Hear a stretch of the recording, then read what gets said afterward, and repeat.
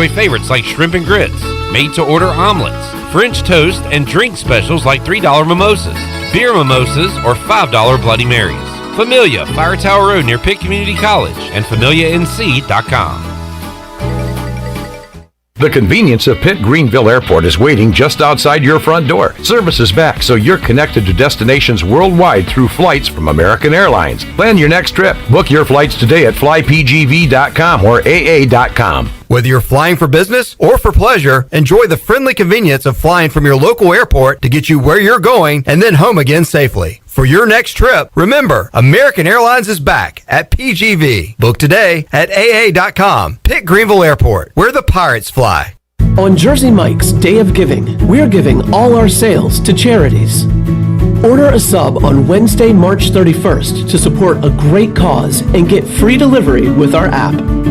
Jersey Mike's. Be a sub above. If you can make a difference, you should.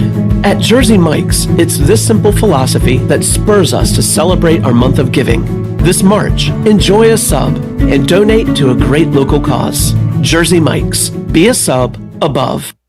Hey Pirate fans, it's time to get your yard done right with the new John Deere mower from Quality Equipment. Our premium lawn care lineup is what every homeowner needs this spring. A John Deere will change the way you mow with easy-to-use attachments, effortless steering, and intuitive controls. Right now, save up to $700 on X300, X500, and X700 series mowers. Learn more at QualityEquip.com and get quality done right. Offer ends 3/1/21. Some restrictions apply. See dealer for details.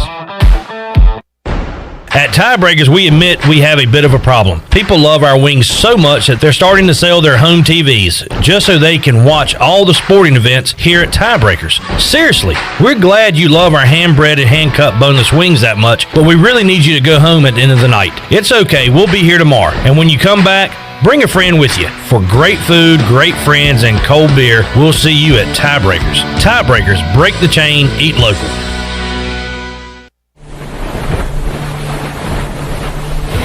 Hey Pirate Nation, Big Ed Watkins here.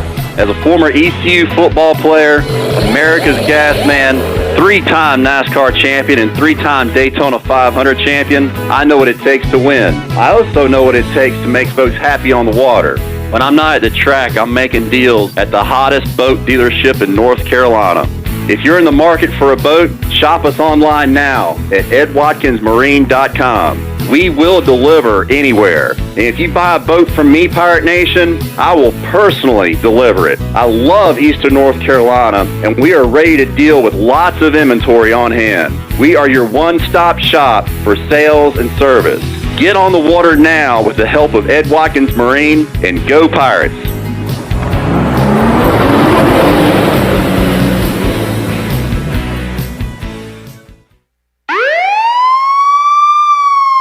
Been pulled over for speeding and written a ticket? Then you need to call O'Neill's Speedometer Service in Greenville. O'Neill's can calibrate all vehicles for speeding tickets. All-wheel drives, no problem. 18-wheelers, no problem. Motorcycles, no problem. O'Neill's can also repair instrument gauges that have stopped working. Whether you drive a Ford or GMC, Greenville's trusted speedometer shop for over 30 years is O'Neill's. Call today for repairs or calibration work at 756-5050. O'Neill's Speedometer Service. Go Pirates. This is Pirate Radio, WGHB Farmville, 1250 and 92.7 FM Greenville, WDLX Washington, 930 and 104.1 FM Washington. The following is an exclusive presentation of Pirate Radio, the voice of the pirate nation. Welcome to Pirate Radio Live. You can paint this with purple! Now live from the Pirate Radio studios in the heart of the Pirate Nation, here is your host, Clip Brock. Hello, everyone. Welcome in to Pirate Radio Live here on a free beer Friday. Clip Brock here with you inside the Pirate Radio studios and coming to you on Pirate Radio 92.7 FM in Greenville, 104.1 in Washington. We are on 1250, 930, online, pr927fm.com. And you can watch us on Facebook Live and YouTube Live, as we've got a good show for you in the next 3 hours. We will talk some Pirate Hoops as their season came to an end last night to the hands of UCF in the American Athletic Conference Tournament. We will discuss that. We will also talk some Pirate baseball because the Pirates are in action this weekend against Charlotte. And we'll talk about that one with Corey Gloor, the play-by-play voice of the ECU Baseball Pirates. He'll join us coming up at 4 o'clock and get you ready for the weekend series. Also, we'll talk a little golf. Mark Greenhalgh from the Golf Shop Radio Show will join us. The Players' Championship going on. I've been watching college basketball all day and have not been tuned in to what's been going on there. So we'll have some updates for you on Harold Varner III, and Sergio Garcia was killing it yesterday. We'll get an update on him as well, as we'll talk some golf in hour 2 with Greeny, Mark Greenhalgh. At 5 o'clock, the voice of Dowdy Ficklin Stadium and Minges Coliseum, Morgan Ahlers, will join us inside the Pirate Radio studios. Talk ECU athletics, March Madness, and a little high school as well. Big one coming up at 6 o'clock tonight. D.H. Conley taking on J.H. Rose. So we'll talk about that with Morgan coming up in hour 3. Also, it is Free Beer Friday. We will be giving away a case of Natural Light in their vintage cans, a Natural Light t-shirt, a hat, a large pizza from Domino's, and also, if you can't get in and win in hour 3, this giveaway is also going on our Instagram. So check us out there, and you can win online. All right, there's all the particulars of today's program. Tony Dunn will kick us off here in the Pirate Radio studios from CarolinaCatChronicles.com. Tony, good to see you again. I feel like I just saw you. I did just see you. Yeah, Tony was out last night. Part of our live watch-along for ECU basketball. Bit of a dud.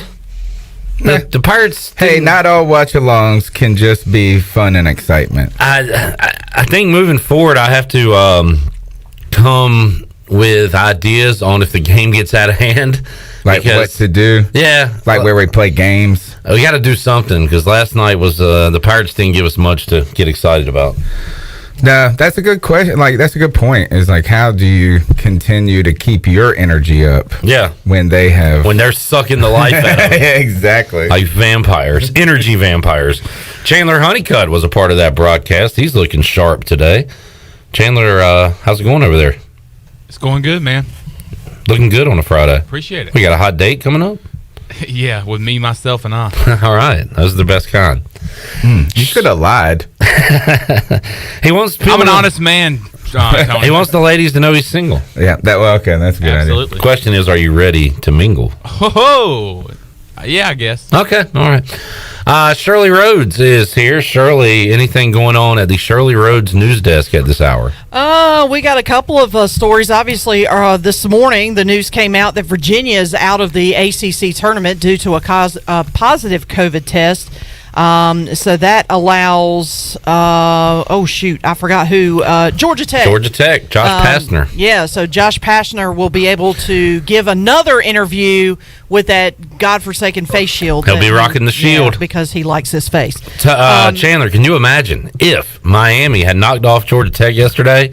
They would have been in the ACC championship. Absolutely. I have really missed watching Miami play basketball today. I know, and it's only been one day. Yeah. Like they got knocked out yesterday afternoon. That was such a fun ride. Oh, yeah, it was. And like I said, I thanked them yesterday on the day, or yesterday's show.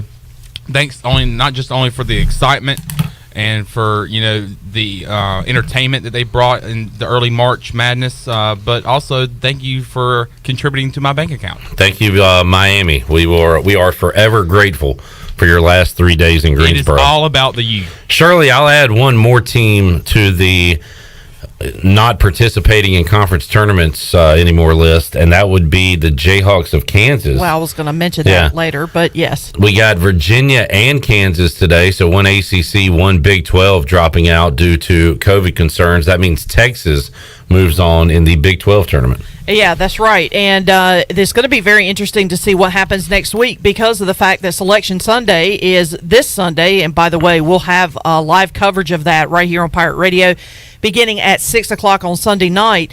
But, with the parameters, there could be some teams if Virginia and Kansas cannot, pass the COVID protocols that they had set in place. You could see some replacement teams. So we'll keep an eye on that. So as far as basketball goes, that's the news that we have. Of course, the news earlier today, Cam Newton and the New England Patriots have signed a one-year deal so that Cam will stay another year in New England. Tom Brady agrees to stay with Tampa through the 2022 season, so he gets a one-year extension. So we've got two of the big-name, I guess you could say, possibilities that were floating out, that other teams could kind of go after. Tom Brady really wasn't going anywhere. I mean, I think most likely if he didn't sign, he would retire. I don't think he's going to go to another team, but there was a lot of kind of iffiness with Cam and the Patriots, but they've seemed to have solidified that deal, so he'll stay another year in New England. I'm surprised by one of those, not surprised by the other, and we will talk about that momentarily with Cam lover Tony Dunn. Yeah. And, of course, baseball news, ECU will kick off weekend series with Charlotte. Coming up 6:30 tonight will be first pitch at Clark LeClaire Stadium, so looking forward to that. And Nick Markakis, former Baltimore Oriole, former Atlanta Brave, announced his retirement today after 15 seasons in the major leagues. Professional hitter, Nick Markakis. And so as of right now, that's all the news I have. Did you say 15 seasons? 15 Man, seasons. that's what I said today. I was like, was it really 15 seasons? And yeah, because he was a longtime Oriole. And he's not a Hall of Famer, but I was thinking, like, if you had to describe him as what team is Nick Markakis known for? It's got to be the Orioles. He wasn't with the Braves. Because he was with the Orioles for forever. But he had some success with Atlanta. In fact, got to his first All-Star game and only All-Star game in his career in 2018 with the Bravos. So, yeah, he started 2006 with Baltimore and had a great career. Well, Google certainly associates him with the Braves. Every picture. Well, I know. Well, Wikipedia. Wikipedia, probably because those are the most recent pictures. But, if you said Nick Markakis, the first team that would have popped into my head was the Orioles. Poor Orioles. Orioles. Yeah. The Baltimore Orioles. Like, I feel so bad for that organization. We got O's baseball coming up this year on Pirate Radio. It's a rebuild, Tony. It's like you know what? If you want to see what it's like to be an Orioles fan, go watch the watch along last night. What if we had to watch every Orioles game while being filmed? Oh, that would be miserable. There would be a lot of sleeping. Yeah, a lot of afternoon naps at Camden Yards. I have another note regarding a quarterback in the NFL. Patrick Mahomes, I just saw by Adam Schefter. The Chiefs are expected to convert his contract from $21.7 million, the roster bonus, to a signing bonus in the coming days, and that move will save Kansas City $17 million against the cap. So he's doing like what Brady did pretty much his whole career. Brady would always like restructure his deal to try to get a few more parts. Well, and I think that it just helps the team, period, and the player doesn't suffer any consequences other than they don't get their money right at that moment. Like, it's more delayed in the time frame that they get their money, and so they can't then invest it in different things. Both Shaq Thompson and Christian McCaffrey restructured their contracts this past week, giving the Panthers some significant money, but it's just how it's allocated over the life of the contract. Shirley, you got anything else? Nope, that's it. That's all I got. Chandler, anything else on your news or speculation desk? Nope. What was on your Russell Wilson to Chicago. To the Chicago Bears. Yeah. Darrell Williams signed a 3-year deal with the Bills today. Carolina Bills, baby. Yeah. Former Carolina Panther right tackle. Oh, okay. I don't know if we talked about I didn't know if this. he was one of those 7 Chiefs running backs named Williams. So I was a little confused on who that was. I can't remember if we talked about this on last week's show. I know I mentioned it to you off the air last week, but the trend continues for the Carolina Bills. Former Panther punter Michael Pilardi visited with the Bills. I don't know what the status is there, but wouldn't be surprised if the Bills signed him to a contract. Yeah, I wouldn't be surprised if like Thomas Davis came out of retirement and went to the Bills. Does that make you like the Bills more or less? Or the same? No. The same. All right, so I actually don't like them anymore because of this, but I like them less because I am still angry at them for the years they let me down. When you like them. I was ahead of the curve. You were, yeah. On the Bills just a little too out front. Another team that is kind of in that trend is the Washington football team. And Greg Olson mentioned it yesterday in his retirement that he was very close to joining Thomas Davis with the Washington football team and also rejoining with his former head coach, Ron Rivera. But that obviously didn't happen. He went to Seattle. And now they are retired. We got a lot of former Panthers news to discuss, and I jotted some notes down. Real quick, just catching everybody up on basketball from today, because I want to make sure this is right. If so, this is an all-time great quote. And did you see earlier today Juwan Howard get tossed from the Michigan game? I saw that he almost basically was going to kill somebody with his own bare hands. Like, he and Mark Turgeon from Maryland were going at it, and Howard got kicked out. And there's a quote going around where Mark Turgeon said, "Don't hang the banner, all your banners come down." Speaking of like Michigan and how they had to take down their Final Four banners because of inappropriate activities. Man. So if that is true, he tried to kill him. That's a fantastic quote. I think that might have been after the fact that he tried to kill him, like a post try to kill comment. But either way, that's an all-time quote if it's true. So a little drama there between Maryland and Michigan earlier today. Michigan, by the way, won the game. Almost had an upset in the American Athletic Conference tournament earlier today. South Florida led pretty much the entire game, like 38 of the 40 minutes, but Wichita State hits a couple of free throws and beats South Florida 68-67 earlier today. Right now, SMU has a 12-10 lead over Cincinnati. Later tonight, Tulane and Houston. And I wish ECU was playing, but honestly, I'm not upset about not having to come in here for a 10 o'clock watch-along. That would probably not end well. Yeah, UCF taking on Memphis. I need to rest. And I feel like I've been at Pirate Radio like 82 straight hours. All week? Yeah. Oh. There's no way y'all enjoy hearing me talk this much. No. That's why they're waiting to hear me. Okay. Oh, okay. Let me get to you. Good point. Also, real quick, some other action from going on right now in basketball. Ohio State all over Purdue at halftime, 49-31. Alabama won by 37 in their tournament game against Mississippi State, 85-48. Once again, no Texas, Kansas tonight, no Georgia Tech, Virginia tonight with COVID concerns. But, man, there's some great games coming up, including Oklahoma State and Baylor. That's a 6:30 tip-off. Rutgers, Illinois at 6:30. I guess North Carolina and Florida State are going to play at 8:30 in their scheduled time slot, even though there's no game before them. But that game is on as of right now. That could change in the next 3 hours. We'll see. UConn Creighton tonight, Wisconsin, Iowa. So, yeah, fun night of basketball coming up tonight. I forget that UConn's in the Big East. Yeah. That's crazy. Back to the old. I think I heard on the Jim Rome show they were talking about. Who's that now? You know who it is. And you're going to find out later on, too. Chandler, I cannot wait till people see this new video we got coming out. But they were talking about Kemba Walker and his and the famous crossover to win the championship game? No, it was like an early round game against Pitt, but it's a memorable shot. Right. Because it started just a run they went on to win it all. So they were talking about that, and that's when I remember them being in the Big East, and now that they're back, it's kind of weird. Well, yeah. Weird. You're a young guy. I remember UConn way back in the day. God. In the Big East. How is that not a foul? He just ran over that dude. We got some AAC officiating going on in the AAC tournament. You're watching American basketball? Yes. Oh, man, Steve Igo is hype. They're playing great defense, Chandler. Let's go Bearcats. Department of Defense in college basketball. So, we mentioned, real quick, Greg Olson, Thomas Davis. Tony, did you ever give your official thoughts on Thomas Davis's outfit? Oh, last night? Yeah. Yeah, I don't know. Yeah, I mean... It's just bizarre. It was unique, I guess. Yeah, it's unique. I mean, who does that?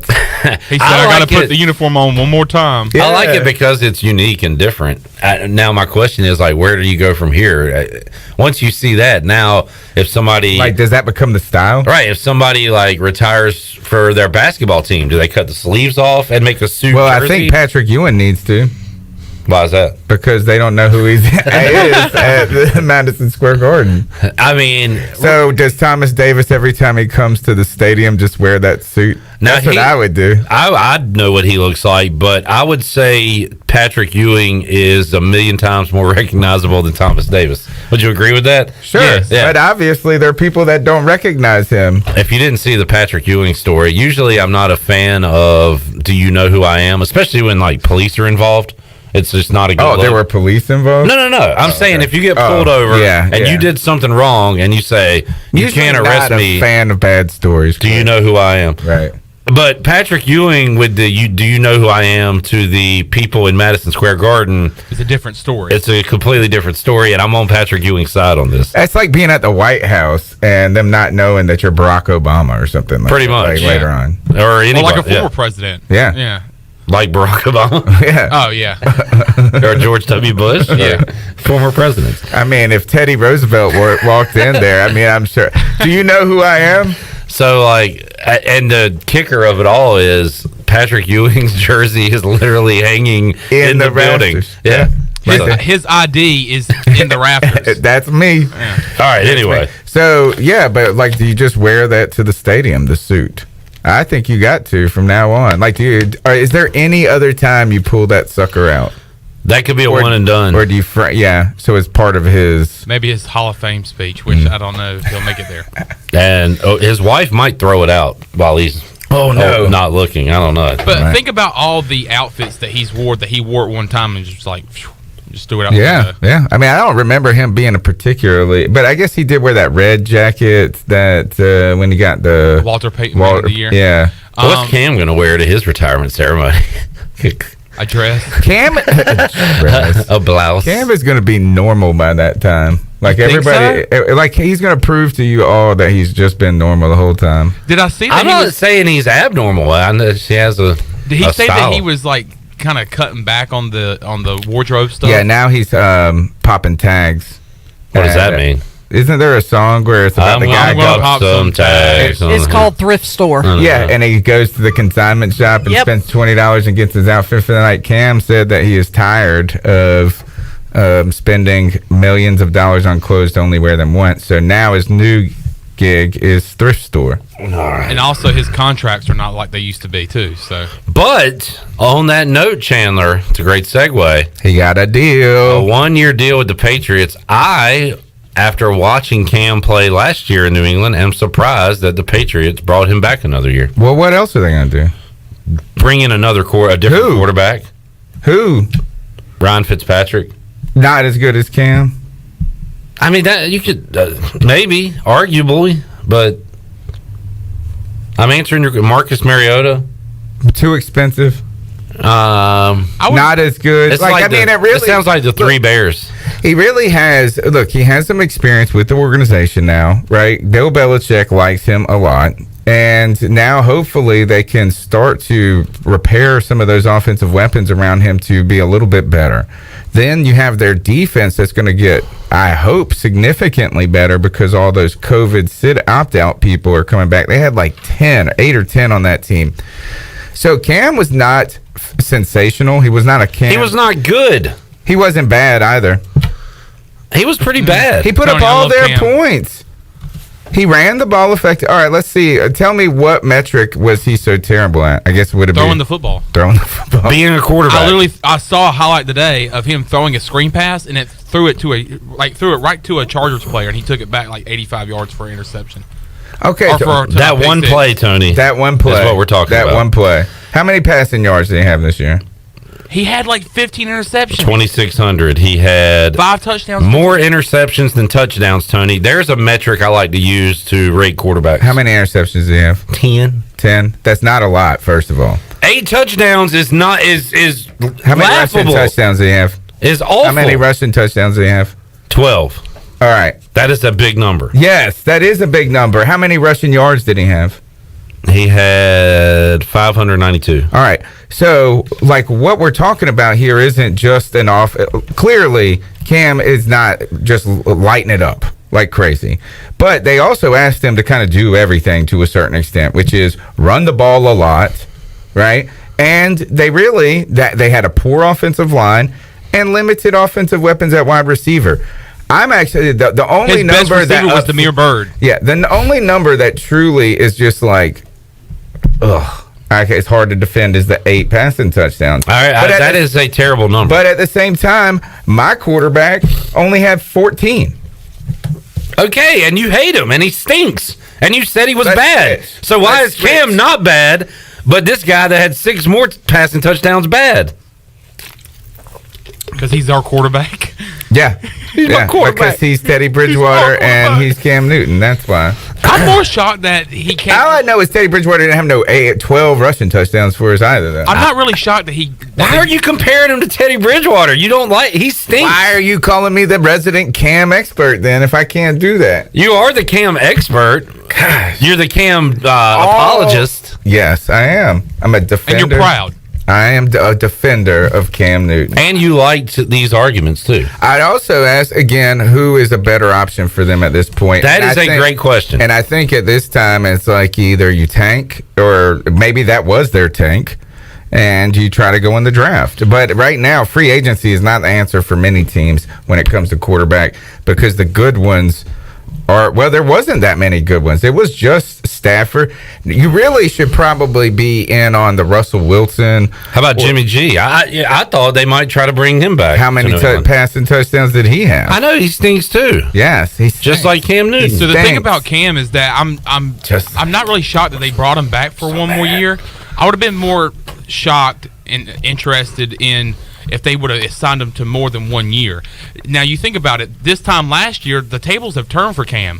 Last year, Matt Rule was talking him up and talking about bringing him back, and then we let him go.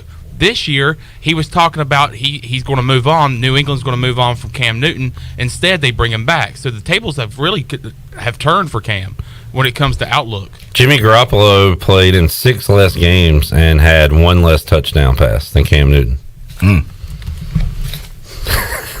There's another metric. There's a metric. Those are numbers. I will say, all the guys we're bringing up were not good in 2020. Right. They were. That's again. That's another good point. And really, it's sad to see when you watch an offensive line just be miserable. Like how much then you blame the quarterback for being bad. Look, I'm here every Saturday with ECU football, and when they have O-line struggles, it just takes away everything else from the offense. It doesn't matter how good your receivers are or anything. The Bears, terrible offensive line. The Seahawks, pretty bad offensive line. The Eagles has struggled this year. And so the one outlier there is Russell Wilson, who is a great quarterback who still had good numbers, although he faded at the end of the year. That was the problem, is the fade. And who was open about the struggles of the offensive line and getting hit so much. The thing about, you just brought up Jimmy G's stats, yet the 49ers are shopping for Teddy Bridgewater to come and back him up. Maybe. Is it true? I think the Patriots thing is probably the only, and just to finish with the Cam discussion, is that for Cam, where really else are the options? Is he going to try to moonlight somewhere else, like a Chicago or something? Or is he got this, is the Patriots feel like they can get by at this point for 1 more year? And it gives Cam a starting position. And I just don't, he would just have to probably either be really fighting for a starting position somewhere else, or it's just all these lateral moves. That's the other thing is, we could switch all these quarterbacks around, but are we really getting much of a difference?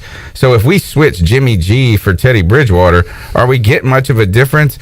Yeah. It is funny we get in these discussions about these quarterbacks that clearly can't take you to the Super Bowl. I think about Washington with Heineke and Kyle Allen. And does it matter which one plays? Not really. They're interchangeable. Yeah. And there's a ton of quarterbacks in the NFL like that. Redbeard, who is a Cam hater. He is a hater. I think has a great point here. It's a compliment. Cam put up good running back numbers. Yeah. He's a good running back, not a good quarterback. They didn't have a good running back either, though. Well, why not? I thought they drafted Sony Michel and drafted all these guys. Hurt all the time, a bum.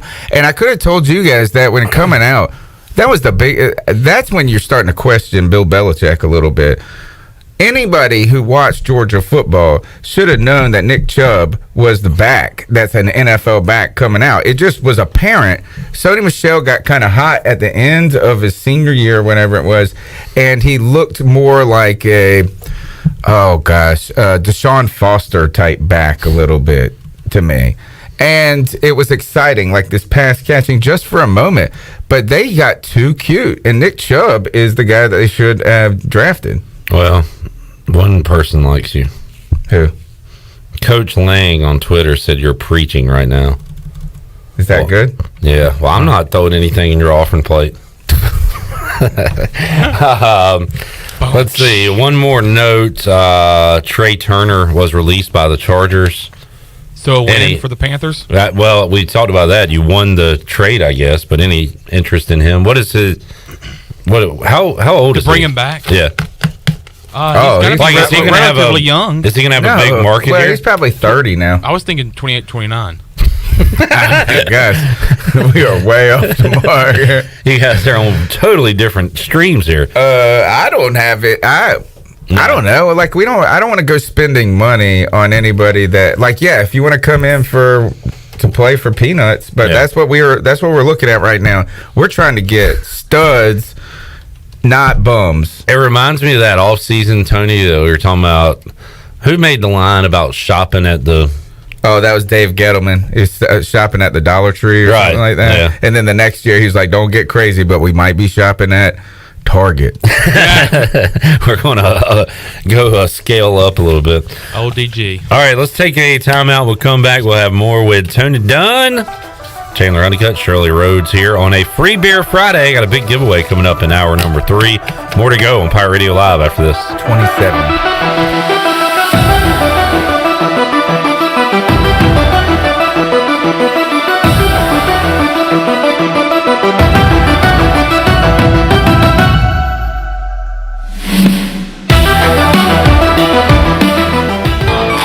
UBE and PirateWear.com are proud to offer the Pirate Nation its largest inventory ever. Brand new Adidas is arriving daily, along with Under Armour, Columbia, and Russell Athletic. UBE is loaded with cargo, and new items are being added daily to PirateWear.com. Be sure to check out our children's store, The Crow's Nest, for all of your young pirates. UBE and PirateWear.com, an ECU tradition for 50 years. Go Pirates!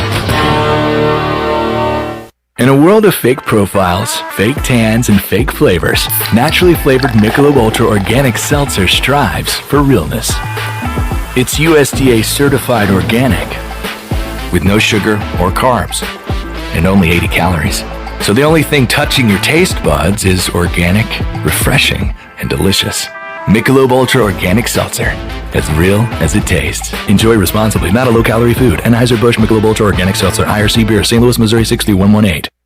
There's no better time to drive away with a quality pre-owned car, truck, or SUV from Greenville Auto World. Greenville Auto World is your authorized rough country dealer. We specialize in lift and leveling kits, along with custom wheel packages. Whether you're looking for ground clearance or enhancing the appearance of your vehicle, trust our team for your off-road experience. Greenville Auto World, 3840 South Charles Boulevard, across from Hardee's at Bell's Fork, or online at greenvilleautoworld.net. This is Dr. Chris Hasty with Orthopedics East and Sports Medicine Center. For more than 35 years, we've been taking care of the student athletes at East Carolina University. We are happy to have received the designation of official team physicians from the university. Whether you need assistance with a sports injury or it's time for that joint replacement, my colleagues and I are here to help. For more information, please contact us at 757-2663 or visit our website at orthoeast.com. Did you know your small change can make a difference? The next time you visit McDonald's, please consider rounding up for the Ronald McDonald House. Your change adds up and can help many folks in Eastern North Carolina. Just $10 can provide a free night stay for families with sick children here in Eastern North Carolina and across the state. Just ask your cashier at checkout or choose to round up for RMHC when ordering through the McDonald's app. Thank you for visiting your local McDonald's owned by Dixon Foods and for your support of the Ronald McDonald House of Eastern North Carolina. This is Mark Washington with Max Sports Performance at Max Fitness. Our facility has reopened and is following all safety protocols. The best thing you can do to strengthen your immune system is, of course, to work out and exercise on a regular basis. I can assist you as your performance coach. You can also enjoy the benefits of a private facility. Avoid the crowds and work out at Max Fitness. Now is the time to get healthy. Max Fitness, just off Highway 43 in the old Ace Hardware building behind Speedway in Greenville. Call me, Mark Washington, 902-4877.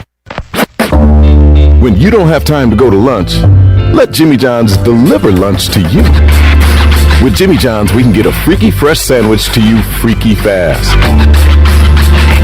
Click to order at jimmyjohns.com. Dinner's great. It's one of your top 3 favorite meals. You just don't want to have to make it. Well, with Jimmy John's, you don't have to. Whether you live in a sandwich delivery zone or head into the store, you can always get a freaky fresh sandwich. Click to order at jimmyjohns.com. National Signing Day has come and gone, but that doesn't mean the recruiting news cycle is stopping. In fact, the Pirates still have their sights set on top targets in the transfer portal and have already turned their attention to the 2022 class. HoistTheColors.net has the latest on ECU recruiting from a football perspective, and we also cover basketball and baseball commitments like no others. Sign up now and get your first month for a single $1 to get the latest scoop on your favorite Pirate teams, along with in-depth baseball and spring football coverage in the months ahead. HoistTheColors.net. This is Brian Packard, ECU former baseballer. You're listening to Pirate Radio, the voice of Pirate Nation.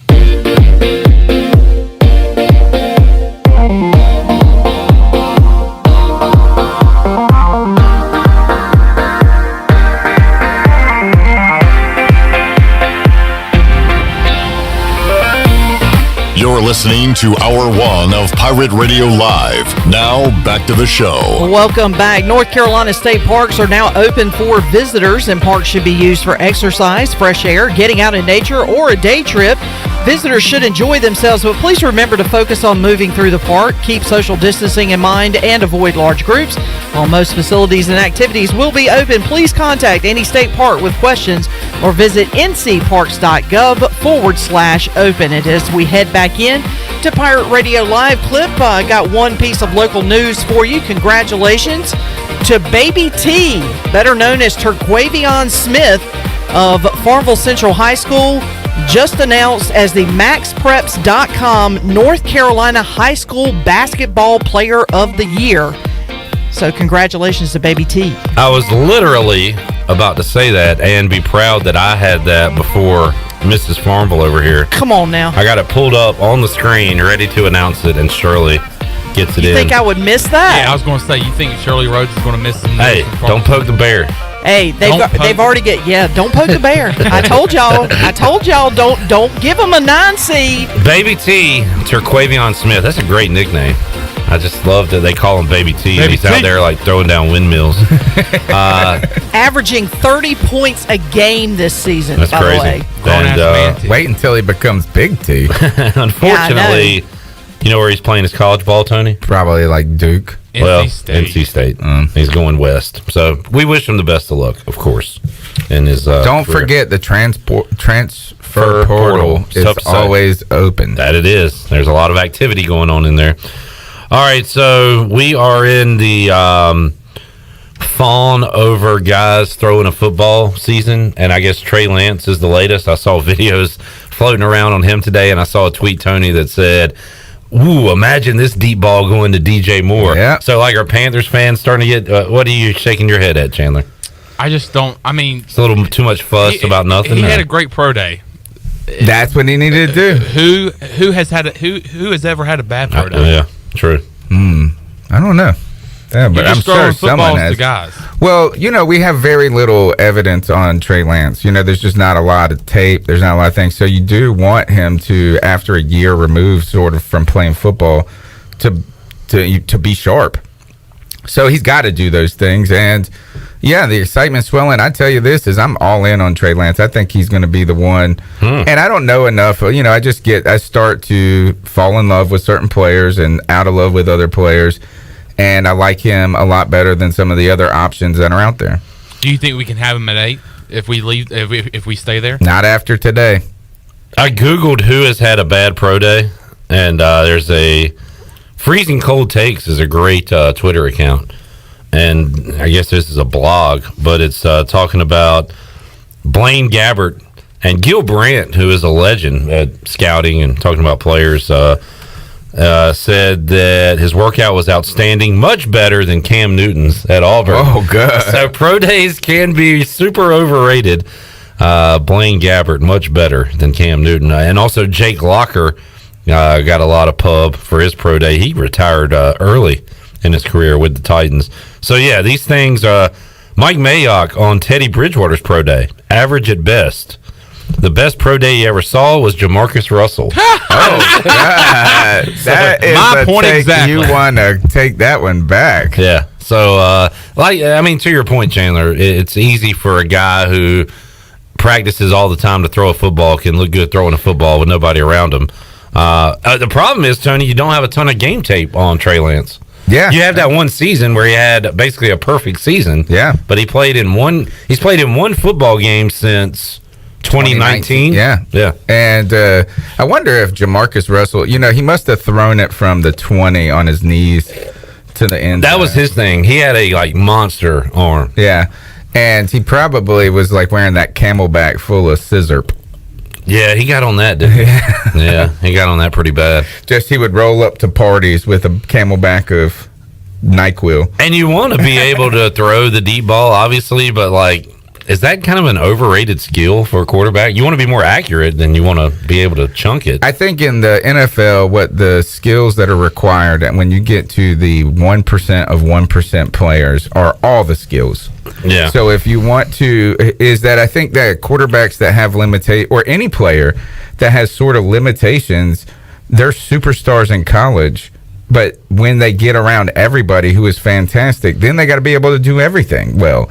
So if you can't throw the deep ball, you need to be accurate. You need to make all the throws. You got to do it. You need to be mobile, and it's just the key. And if you're not those things, if you can't do all the things, then you're in the second tier, and then you're at Kyle Allen level. I was wrong about Cam Newton because I thought he wouldn't be accurate enough. I never really liked his throwing motion was kind of awkward to me. It's more over the top. It's it's a long motion. Right, yeah. It's kind of like he short arms it too. Now, the year that we went to the Super Bowl, 2015, he was throwing everything right on the money. Yeah. It was incredible. Just perfect. But it was more sidearm than I remember when he went through the shoulder problems. They try to kind of doctor up his throwing motion. That's when it really got awkward. Well, in 2017, he was like a 69% completion rate. He was killing it with Norv Turner. Again, back to an offensive line, and it's just there's a lot of factors that go into it. And Cam was always plagued by receivers who drop the ball a lot too. So when you're a inaccurate quarterback or a average accuracy quarterback, those guys got to help you elevate your game. And so Cam didn't have that a lot of times, and so he hasn't been the most accurate guy. I always thought what I thought Cam's issue or limitation is that he tended to wait to see the guy open and then try to blister it there rather than anticipating him being open and throwing him open a little bit. So that's why when you watch Aaron Rodgers, it's so magical because he knows he's playing 2 seconds ahead of everybody. Right. If you see where the receiver is when he makes the throw, you're like, that's not a good throw. No, yeah. And then it's right in the breadbasket by the end of the play. Here's some good news for NFL honks out there. The negotiating period for free agency begins on Monday. So we're going to be getting some news this next weekend. Is this weekend the legal tampering period? Right, the legal tampering. That's such a great Isn't phrase. That funny? Yeah. But remember, they used to not be able to talk to free agents at all, but now they are allowed to talk to them 2 days before free agency opens. Well, you weren't allowed, but we always kind of wondered, hey, how did free agency just begin, and then 1 minute later you already came to a deal? Right. How did that happen? I mean, it was already typed out and everything. They just happened to show it to you, and you're like, yes. So I think you're right, Tony. Now's that little window where you can start to talk and everything. And we'll start to, I bet you this weekend will be full of some news. And one other thing that I've been on my mind lately is with the Deshaun Watson talk.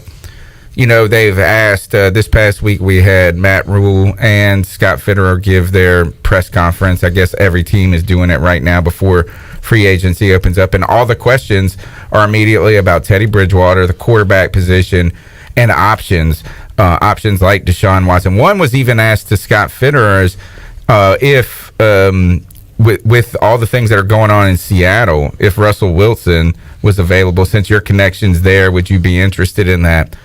And he said, like, look, that's their issue. We can't talk about it.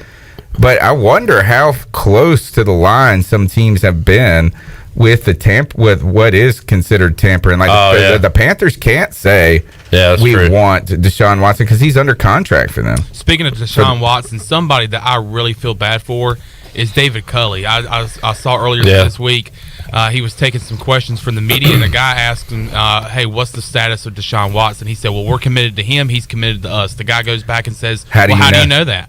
And he's like, well, he's a Houston Texan. The guy, hey, what else can you say, really? The saying gotta feel bad for him, man. The saying goes, and we've seen it here at East Carolina, Mike Houston was thrown into a fire. David Culley has been thrown into an absolute force fire. And he's not even, we don't even know anything about him, really. Like, it's kind of a random person. It's maybe like that's why lamb. Maybe that's why he got that job. Maybe there wasn't a lot of interest to be the Houston Texans head coach in this or maybe situation. A little Steve Wilkes-ish, right? Steve Wilkes goes from the Panthers as defensive coordinator as 1 year coach for the Arizona Cardinals. And was fired the next year. Yeah, and it was like the worst potential situation you could have going in. They didn't, their front office is a mess, all these things.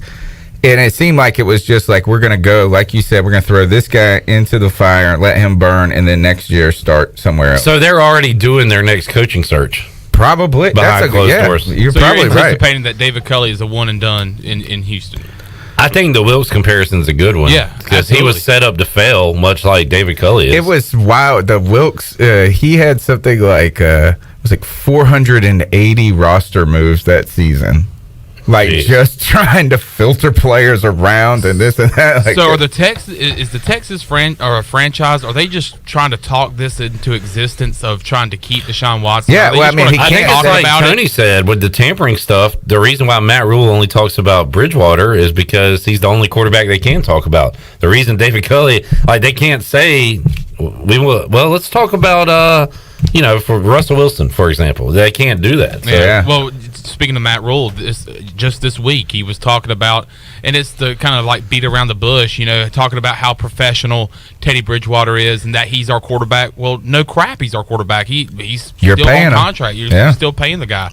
So it's kind of like he was talking about, how he's excited about this in the future and this and that. But you go back and you rewind a year, he was doing the same thing with Cam, and it was kind of like the kiss of death.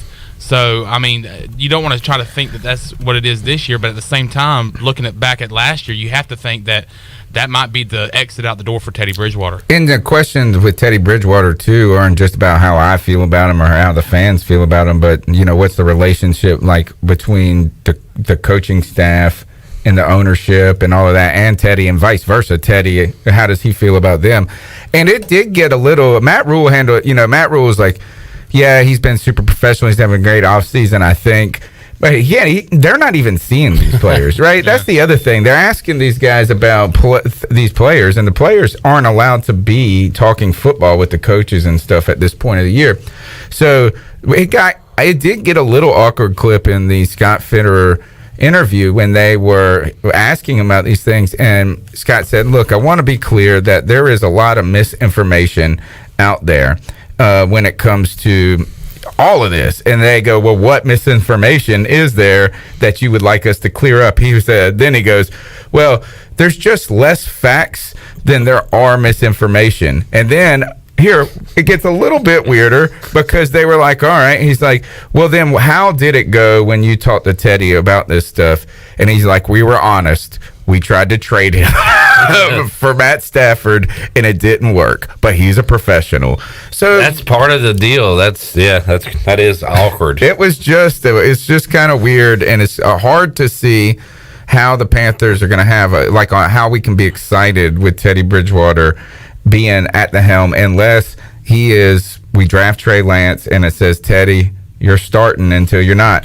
These situations arise seemingly more when a new coach and new GM goes into a situation where there's already a quarterback. It's different when this is the guy they handpicked and brought in. So that's another wrinkle to it. This is again why we were critical of the way that the Panthers went about hiring Matt Rule. And not that Matt Rule is problematic, is that, I was very excited when you hear him talk and you look at some of the things. It's exciting new coach. And but the idea is why did we piecemeal it where you hired the head coach first and then later, a whole full year later, a GM? I really think once they fired Ron Rivera, they should have fired Marty Herney. They should have brought in a GM and a coach together, and they live and die together. And, is that you give both of them 6-year contracts, and they got to work together. And if it doesn't work, then guess what? We get a new GM and a new coach, not firing the coach and then letting the GM pick another head coach and then we fire the GM and then the next GM comes in and they got to deal with the old coach. It's just not the way I think it should work. So I'm hoping, and I think the one thing that might save it in Carolina, if there is one thing, and that is how much money and time was given to Matt Rule on his contract, so where he feels comfortable, and Fitterer has to come in and understand that this is a relationship that has to work. Yeah, I mean, I was just going to say, you think about, and you just made perfect sense about, you got David Tepper, who came and purchased this team with the mindset of rebuilding the franchise. You would think that when he fired Ron Rivera, that you would just go ahead and clean house, that meaning front office, on the field situations, and kind of start from the base. But instead, he brought in Matt Rule. He kind of kept around Marty Herney, and it's like you said, it's just kind of like a dysfunctional rebuild, kind of. But now we're starting to see kind of it come together as a whole. So finally, but we'll see how it. We'll just have to see. And I haven't seen Matt Rule necessarily look like the most enthused about Scott Fitterer either. Right? Is that he hasn't he hasn't said anything poor or anything, but it's not like, oh man, I'm so excited to work with this guy. Like, we really got the dude we wanted, this and that. It seemed. And it just seemed a little strange. Oh, well, wasn't there like the San Francisco guy who had ties to all the coaching staff? John Lynch. So who was it? Was it owner versus Rule when it came down to who they had different opinions? Well, there was a rumor that was the case. They tried to say that wasn't the case, and they were asked about it later. I just kind of wonder if I could see Tepper being the personality that plays guys against each other a little bit. And that is fire. Well, that wants a counterbalance, not to having everybody just be yes men. So it's almost like he kind of is starting a little tension to forge something stronger. And what I mean by that is, if I'm a very conservative play caller, well, then you match him with a very aggressive GM or something to that effect. I just don't think David Tepper gave Matt Rule the keys and said, go pick the guy.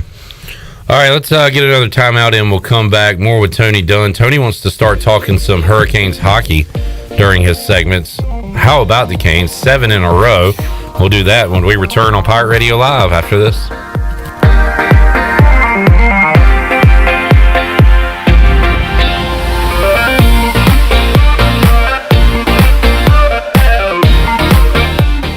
White Claw Hard Seltzer, a wave of refreshment. Crafted using our unique Brew Pure process. Made pure. Nothing tastes like White Claw Hard Seltzer. White Claw Hard Seltzer, available in 5 fruit flavors, 2 grams of carbs, gluten-free, and 100 calories. Find it at whiteclaw.com. White Claw Hard Seltzer. Nothing tastes quite like it. Proudly distributed by Coastal Beverage. Please drink responsibly. Introducing Tommy Club, the best car wash value anywhere. Starting at just $19.99 a month, you can wash your car as often as you like, and also take advantage of our express lanes exclusively for Tommy Club members. You can enjoy a gentle belt conveyor ride to a spot-free shine faster and as often as you like when you're a member of Tommy Club. Plus, our vacuums and mat washers are always free. We're Tommy's Express. Tommy's Express Wash, now open on the corner of Greenville Boulevard and Red Banks Road in Greenville. Wait up. Papa John's has a new stuffed crust? Oh, we did it. All our tweets, DMs, and carrier pigeons worked! This ain't just stuffed crust. This is Papa John's crust. Stuffed.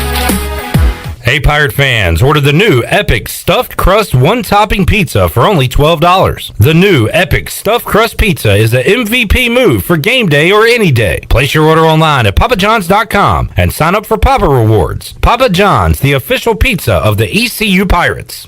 Your future is yours to create, and with the leadership development of Army ROTC, you're capable of taking command of it. Even in the midst of a pandemic, enrolling in Army ROTC prepares you to thrive as a full-time college student. Our specialized elective courses will equip you with the skills necessary to succeed in life, all while earning money for education. A strong future takes a strong force. Find out how to lead at goarmy.com/ECU. To learn more, contact Dale Anderson at 252-622-5346 or Anderson DAL at ecu.edu. Hi, this is Billy Parker from Parker's Barbecue. I am so excited to announce a brand new menu item now available at all Parker's locations. Come in for our delicious new boneless wings. Our wings are fresh, hand-cut, right there in the store. Never frozen, and our wings are big. Try them tossed in one of our signature sauces, sweet red barbecue sauce or barbecue honey mustard. Get a boneless wing bag for less than $5. That includes 6 boneless wings with hush puppies and corn sticks. Parker's Barbecue, a homemade tradition for over 50 years.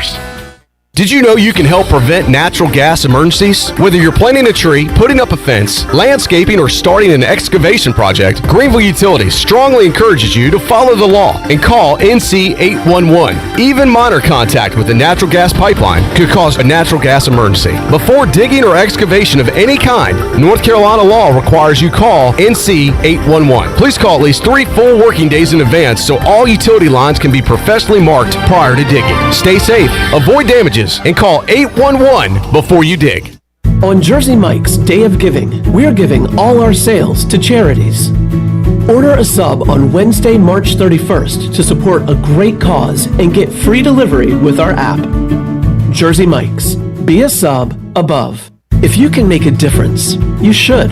At Jersey Mike's, it's this simple philosophy that spurs us to celebrate our month of giving. This March, enjoy a sub and donate to a great local cause. Jersey Mike's. Be a sub above. Over 32 years ago, the Ronald McDonald House of Eastern North Carolina opened its doors as a place to help families stay together and close to the care they need when they have a sick child. With the addition of a second Ronald McDonald House inside the Maynard Children's Hospital, our need to serve is greater than ever as the medical community flourishes. Help us expand our mission of keeping families close as we grow to meet that need. You can show your support by making a donation to the Ronald McDonald House. Visit our website today at rmhenc.org for more information. Thank you for your support. Hi, this is Morgan Ahlers, and you're listening to Pirate Radio, the voice of the Pirate Nation. Here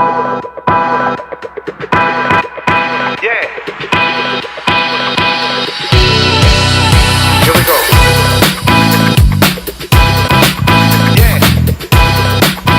You're listening to Hour 1 of Pirate Radio Live. Now, back to the show. Welcome back. The St. Patrick's Day celebration begins this weekend at A.J. McMurphy's. A.J.'s will have live music tonight and on Saturday. A special St. Patrick's Day menu, daily drink specials, and indoor and outdoor areas to spread out and celebrate. Live music coming up tonight will feature J.P. Guns, and tomorrow night it will be Eli Craig, and as always, no cover. Greenville's favorite place for St. Patrick's Day fun is A.J. McMurphy's, Turnberry Square at Bells Fork, and on Facebook, Instagram, and Snapchat. Now let's head back in to Pirate Radio Live. Here's your host, Clip Rock. All right, sounds like a fun time going on at A.J. McMurphy's this weekend. St. Patrick's Day coming up on Wednesday. We will have a week off of sports trivia at A.J.'s next Wednesday for St. Patrick's Day, so we'll be back with you the following Wednesday night. Been having a lot of fun out there. Tony and Chandler were on my team this past Wednesday. There's a lot of people coming now. Yeah, it's people are ready to get out of the house and do some things, and we've had some good crowds out there at Sports Trivia. All right, as we wrap up the hour with Tony Dunn, Tony, you mentioned last night we'd had the watch-along going on. We should have been watching the Hurricanes game yes, because they won 5-1 over the Predators to make it 7 straight wins. They are now in first place ahead of the Lightning in the Central Division. The Hurricanes right now are playing the best Hurricanes team I've ever seen. And now I didn't watch them as closely. You know, I'm a Rangers fan by heart. And because before the Hurricanes existed, I was a Rangers fan, and I was into hockey with Messier and Brian Leach. And all. Yes, it was Richter. And man, it was just so the splits. Remember Richter and the splits? It's just amazing. And you were an impressionable child in '93 or '4 when they won the cup. Yeah, right? So, and I have family members that are Ranger fans, but I have always supported the Canes since they became a team, and we always go to games every year. And it's been fun to watch. I tell you one thing about this team that's exciting is their forecheck is off the chain, man. These guys are always offering pressure on the team nonstop. Now, sometimes it gets a little risky, and you're hoping that the defense can bail you out a couple of times. But these guys are young and loaded and fast and hot. And I'm telling you, if you look at the guys who scored, they're just, everybody is getting involved in the action. Geeky last night with his first 2 goals of his career. Svechnikov with 2 assists, and then you have Brock McGinn, who is again he's been fantastic this year. Nino Ryder with an assist, and everybody is in the action. What I like about this is it's not just us hoping that Aho can destroy it all year long. And they Dougie Hamilton in on the action last night, and this is all with a rotation of goalies at this moment. Yeah, with Mrazek out. Yeah, and so we'd hopefully only get stronger when he comes back. So really exciting to watch this Canes team. And I don't know. I mean, they're just playing top notch. They did struggle with Tampa Bay Lightning, who is former Stanley Cup champions, and just a great team. Like if you watch them, even though their record is not, where are they at in the standings? Tampa Bay, are they 2? 1 point back? Yeah. So these guys are big, fast, and very good, and the Canes gave them everything they could take. And so they've had to play Florida, Nashville, and hopefully you were mentioning this last night is we'll get a little breather coming up against the Red Wings. I believe so. And the Canes right now plus 26 in goal differential. That's 3rd best in the NHL. All the stats, it's either Canes, Lightning, or Maple Leafs right now. The Canes have scored 93 goals, Tony. That is 2nd most in the NHL, only behind Toronto. Doing really well in the power play, too. I think I've gotten power play goals in the first period of the last 6 games or something to that effect. So, yeah, is that Rob Brendamore's got these guys going. It's fun. It's great to back them right now. Hornets picking up a win last night, too, Chandler. So we're excited about that. So we'll have hopefully some postseason hockey and basketball to watch here in the state of North Carolina. We're going to have to get another TV in here and do dual watch-alongs. Canes and Hornets at the same time playing, while ECU is playing in a regional. Oh, wow. Yeah. We got a lot going on. Man. A lot of winners. Troy, go get us another TV, bro. Let's upgrade. I think we got one in the bag. We'll hang it up. We'll get Mully in here to help us out. There could be some mixed emotions during those watch-alongs. You can have the Canes maybe score a goal, and maybe the Hornets create a turnover or force a turnover. Well, no, have a turnover. You could have good things and bad things happening to teams that you're liking. You know that's better though. Then bad things happening to the one game we're watching. For the one game that we're watching for 2 straight hours. That was rough last night. It was a tough game, man. But that Pirates basketball team's been so good this year, in my opinion. Like I haven't watched them as closely as you guys, but maybe there's a low bar I've set. But we were trending the right direction, and then COVID really, gave us some problems. And do you think that basketball's had the most problems with COVID out of all the sports? Yeah. Well, it certainly wasn't the NFL. I would say college football had tons of issues. Okay. But basketball, yeah, I guess basketball had the most games. There's more games. There's more travel. But you talk about East Carolina, the season they had. Having 1 COVID pause is tough. To have 2 is even more tough. Yeah. So, yeah, I mean, not trying to create any excuses, but I mean, when you're not able to practice and be with your team and be with your coaches, I mean, it's really hard to kind of gather your thoughts, gather your game plan, and try to win basketball games. I think we took a step forward as a basketball team this year. Well, they're going to have a whole new roster next year, so I don't know if that means anything. They're going to bring in a ton of new guys, ton of guys are going to be gone. Sky's the limit, baby. Opportunity. It's going to be like when Joe Dooley first came to East Carolina. Yeah. It's going to be a reset. Yeah, just a total turning Is that the table. planned? Is this just kind of like how they wanted it to be? Like what? That's it. Well, they're the ones that recruited and are bringing in all these new guys, so that's their plan that they've had when this What happens started. to the old guys? They go in that portal? that little portal, and they shoot out to another school. Okay. It's just how it works. Well, hopefully some other people will be shooting into this school. It's just science. All right, Tony, you might have some news to talk about on your podcast on Tuesday with free agency kicking off. So exciting time, and that's coming up Tuesday night. Yeah, go check out our YouTube channel, C3 Panthers Podcast. Cody is doing some film work and some stuff like that. And yeah, just keep talking about stuff. Sounds good. We will return and keep talking about stuff, in particular ECU baseball. Corey Gloor, the voice of the ECU baseball Pirates, will join us. And we'll see if Corey wants to talk to Corey. What do you think, Corey? Hello. What's the count? The 1-0. All right. Corey, not amused. We'll take a time out, come back, and have more after this. Here we go.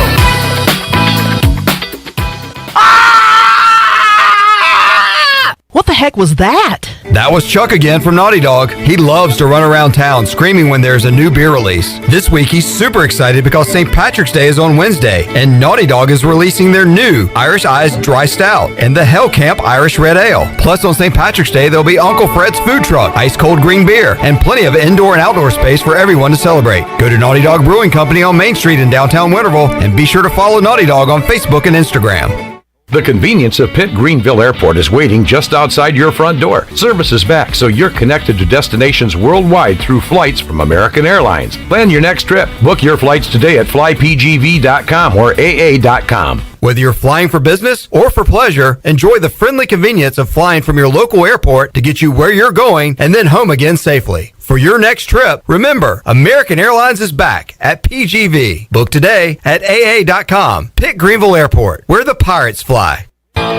UBE and PirateWear.com are proud to offer the Pirate Nation its largest inventory ever. Brand new Adidas is arriving daily, along with Under Armour, Columbia, and Russell Athletic. UBE is loaded with cargo, and new items are being added daily to PirateWear.com. Be sure to check out our children's store, The Crow's Nest, for all of your young pirates. UBE and PirateWear.com, an ECU tradition for 50 years. Go Pirates!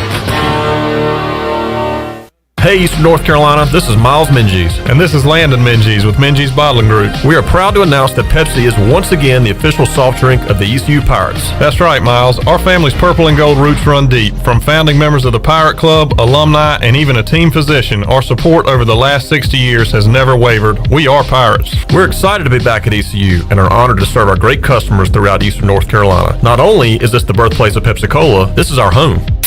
Cheers, Pirate Nation. I like the sound of that. Support local, drink local, stay safe, and drink Pepsi.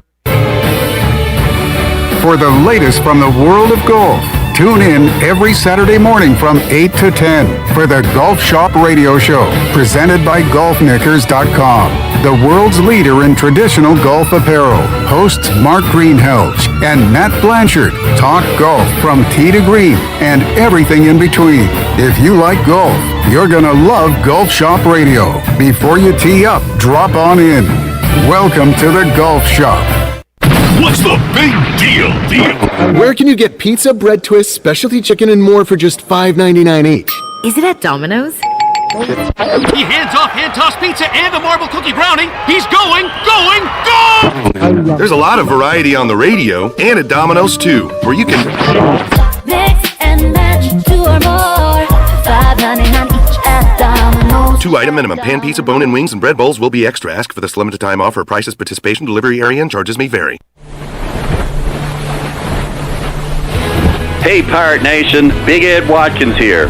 As a former ECU football player, America's Gas Man, 3-time NASCAR champion, and 3-time Daytona 500 champion, I know what it takes to win. I also know what it takes to make folks happy on the water. When I'm not at the track, I'm making deals at the hottest boat dealership in North Carolina. If you're in the market for a boat, shop us online now at edwatkinsmarine.com. We will deliver anywhere. And if you buy a boat from me, Pirate Nation, I will personally deliver it. I love Eastern North Carolina, and we are ready to deal with lots of inventory on hand. We are your one-stop shop for sales and service. Get on the water now with the help of Ed Watkins Marine, and go Pirates.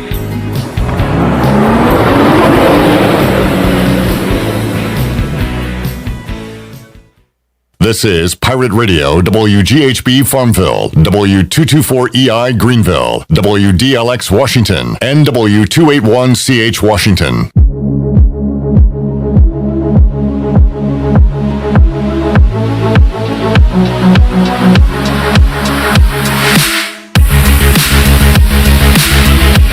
You're listening to Hour 2 of Pirate Radio Live. Now, back to the show. Welcome back. Have you heard the news? American Airlines is back and has resumed service to Pitt Greenville Airport. Reservations are available now at AA.com. Whether you're flying for business or for pleasure, enjoy the friendly convenience of flying from your local airport to get you where you're going and home again safely. For your next trip, remember American Airlines is back at PGV, and you can book today at AA.com, Pitt Greenville Airport, where the Pirates fly. Now let's head back in to Pirate Radio Live. Here's your host, Clip Brock. All right, thank you, Shirley Rhodes. Hour 2 of today's show. Chandler Honeycutt also alongside and joining us in the Pirate Radio studios ahead of this weekend's call of all the action at Clark LeClaire Stadium when the Pirates take on the Charlotte 49ers. Corey Gloor is here, and the mustache is looking great. Corey, how you doing, man? I'm doing very well, and I was vibing just now to whatever that out music was. I tell you what, we have a challenge here now that we're on Facebook Live, YouTube Live. We used to really enjoy playing actual like top 40 real songs, so to speak. And now you can't. Now we can't. But Shirley, who is very musical, she has a great ear for the musical arts. Yeah, has picked just in general. You have to be as a producer. She has to go through now generic songs, but somehow she picks out the best generic beds that are available to us. Yeah, that was like a Blade Runner-esque tune. Yeah. They all give you a feel too. Yeah, a time frame, something. The songs are like a memory. Yes. Wow, that was deep. I'm gonna write that bad boy down for this weekend. Corey, we're going to talk some golf later this hour with Mark Greenhalgh from the Golf Shop Radio Show, which you can hear every Saturday morning from 8 to 10 on Pirate Radio. I have heard. Are you a golfer? I am. How good of a golfer? Horrible. How much do you enjoy it? I enjoy the activity, and I enjoy the 4.5 hours of just kind of checking out. So and this week I've been out a few times already. It's been a while since I've been out, so I've been able to get out a few times, and that is a nice kind of detach activity for me. That's how you get one of your hobbies. I hack up the course, but yeah, I'm more than a fan of it. Corey, we had Spencer Brickhouse earlier this week. We had to get him on after he was alongside of you Sunday on the broadcast, and he fascinates me every time I talk to him, because this time we found out that he was an ordained minister. He has his bartending license. Like, he literally does everything. He did that over COVID times because he was bored. Yeah, it was something to do. So he is a multifaceted individual, and I only was able to hear the post game. He asked a good question to Cliff Godwin, but I'm assuming he did a great job filling in for Coach O. He was great. Yeah, I mean, once Coach told me that he would be unavailable for Sunday, I cleared it with the folks in charge. Like, hey, do you mind if I reach out to someone to sit in? And once I got the thumbs up, I shot him a text because he had done some Little League games with me last summer, and I knew, and we have kept in touch, and I knew that he was kind of interested in that world a little bit, just how it worked. And so I said, hey, are you free on Sunday? I need someone. And he came in. He did a great job. I wasn't surprised at all at the level that he brought to that broadcast. Better than me. We have been doing a few Corey Gloor impressions around the office of late. Chandler Honeycutt is our Frank Caliendo, and Chandler did his impression of you to Spencer. And there's a term in wrestling called a no-sell, where you get power bombed, and instead of acting like you're hurt, you just stand right back up. And I would say Spencer no-sold Chandler's impression. Like, he didn't really give it a reaction at all. No. Like, not even that sucked. He just kind of acted like you weren't even there. Yeah. Well, and I don't know how to take that. I know it was very. I was like, at least give him something. But he. Now, are we going to talk about this now, or do we want to save this for later? Now. Okay. Because I don't know how long you have me on, and I do have to get to the park. But I was not tuning in on Wednesday. I apologize. But Spencer texted me afterward and said, hey, did you catch me on Clip Show? I said, no, I was busy. And then he said, go back and listen to it if you can. Go back and watch it. The ending was interesting. And so I watched it, and I saw the impression, heard the impression, and it remembered then that Tuesday night on the Twitter, Chandler sent me a video of him doing the impression. Oh, yeah. It did take me, honestly, 4 times watching it to figure out that you were doing me. Oh, wow. And then I did hear your go for it on Wednesday. I'm going to wager this is early on in the crafting of the impression. Oh, I still have plenty of work to do. Yeah, I mean, I have no problem with you doing an impression. Oh, yeah. I have no issue with that. I'm glad you are here. Imitation is the highest form of flattery. Yeah, I mean, I will be calling you Intern Chandler from this point forward again. But,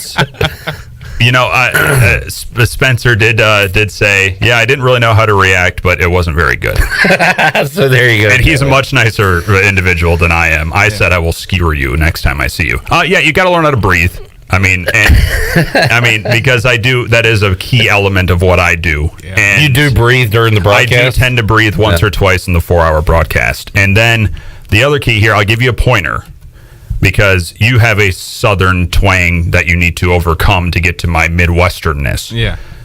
Breathe from your gut, speak from your gut, and you'll get deeper. Because I also have a very deep, soothing baritone to listeners' ears that you're not quite there yet.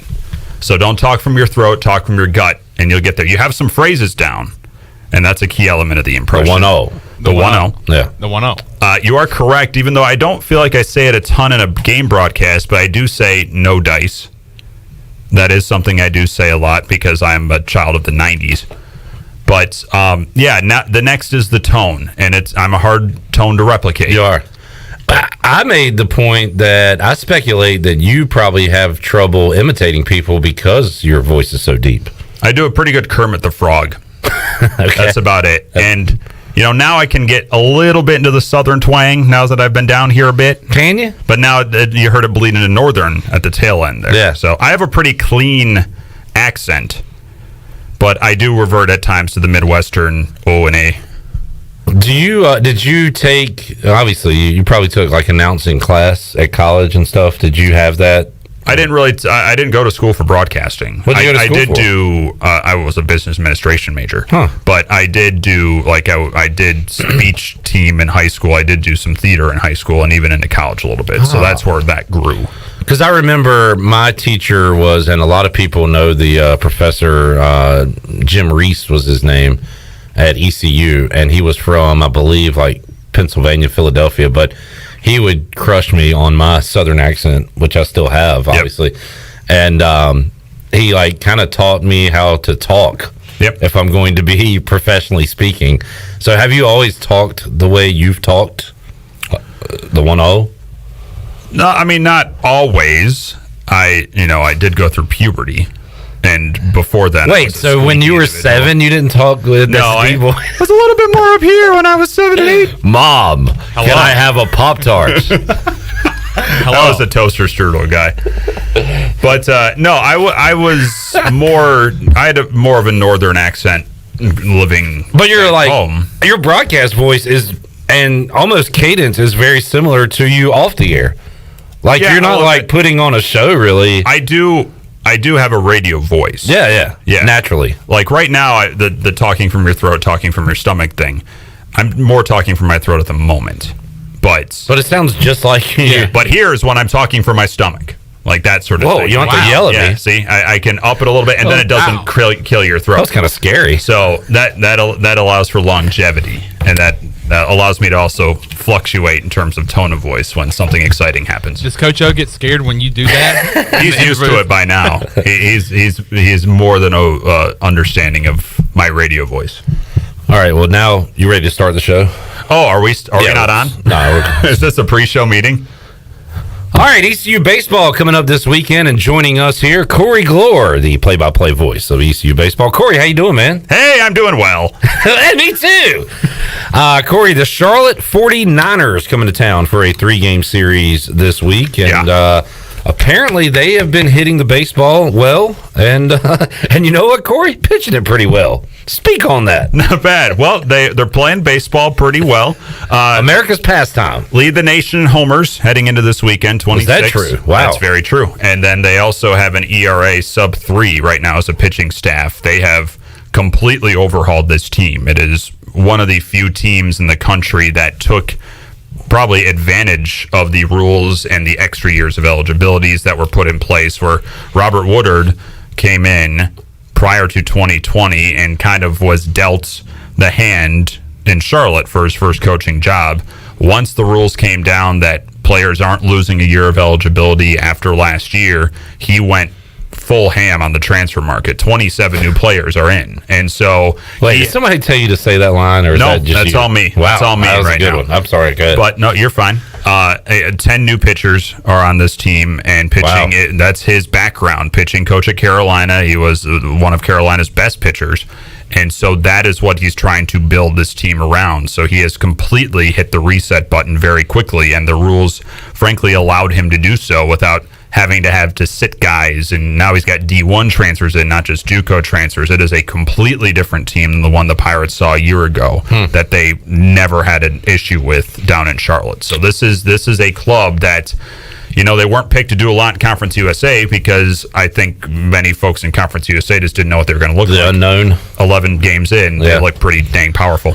Pirates are switching things around. It'll be the same 3 starters for ECU, but this coming up tonight, Jake Kuchmaner on the mound, Carson Wisenhunt on Saturday, Tyler Smith on Sunday. Why the flip in the rotation, Corey? I think Carson pretty much dictated it with how he's pitched in the first 3 weekends. It became pretty clear, even though on this past Sunday wasn't his best of the 3 outings, that he was better than pitching on a Sunday. So they kept him at a pitch count.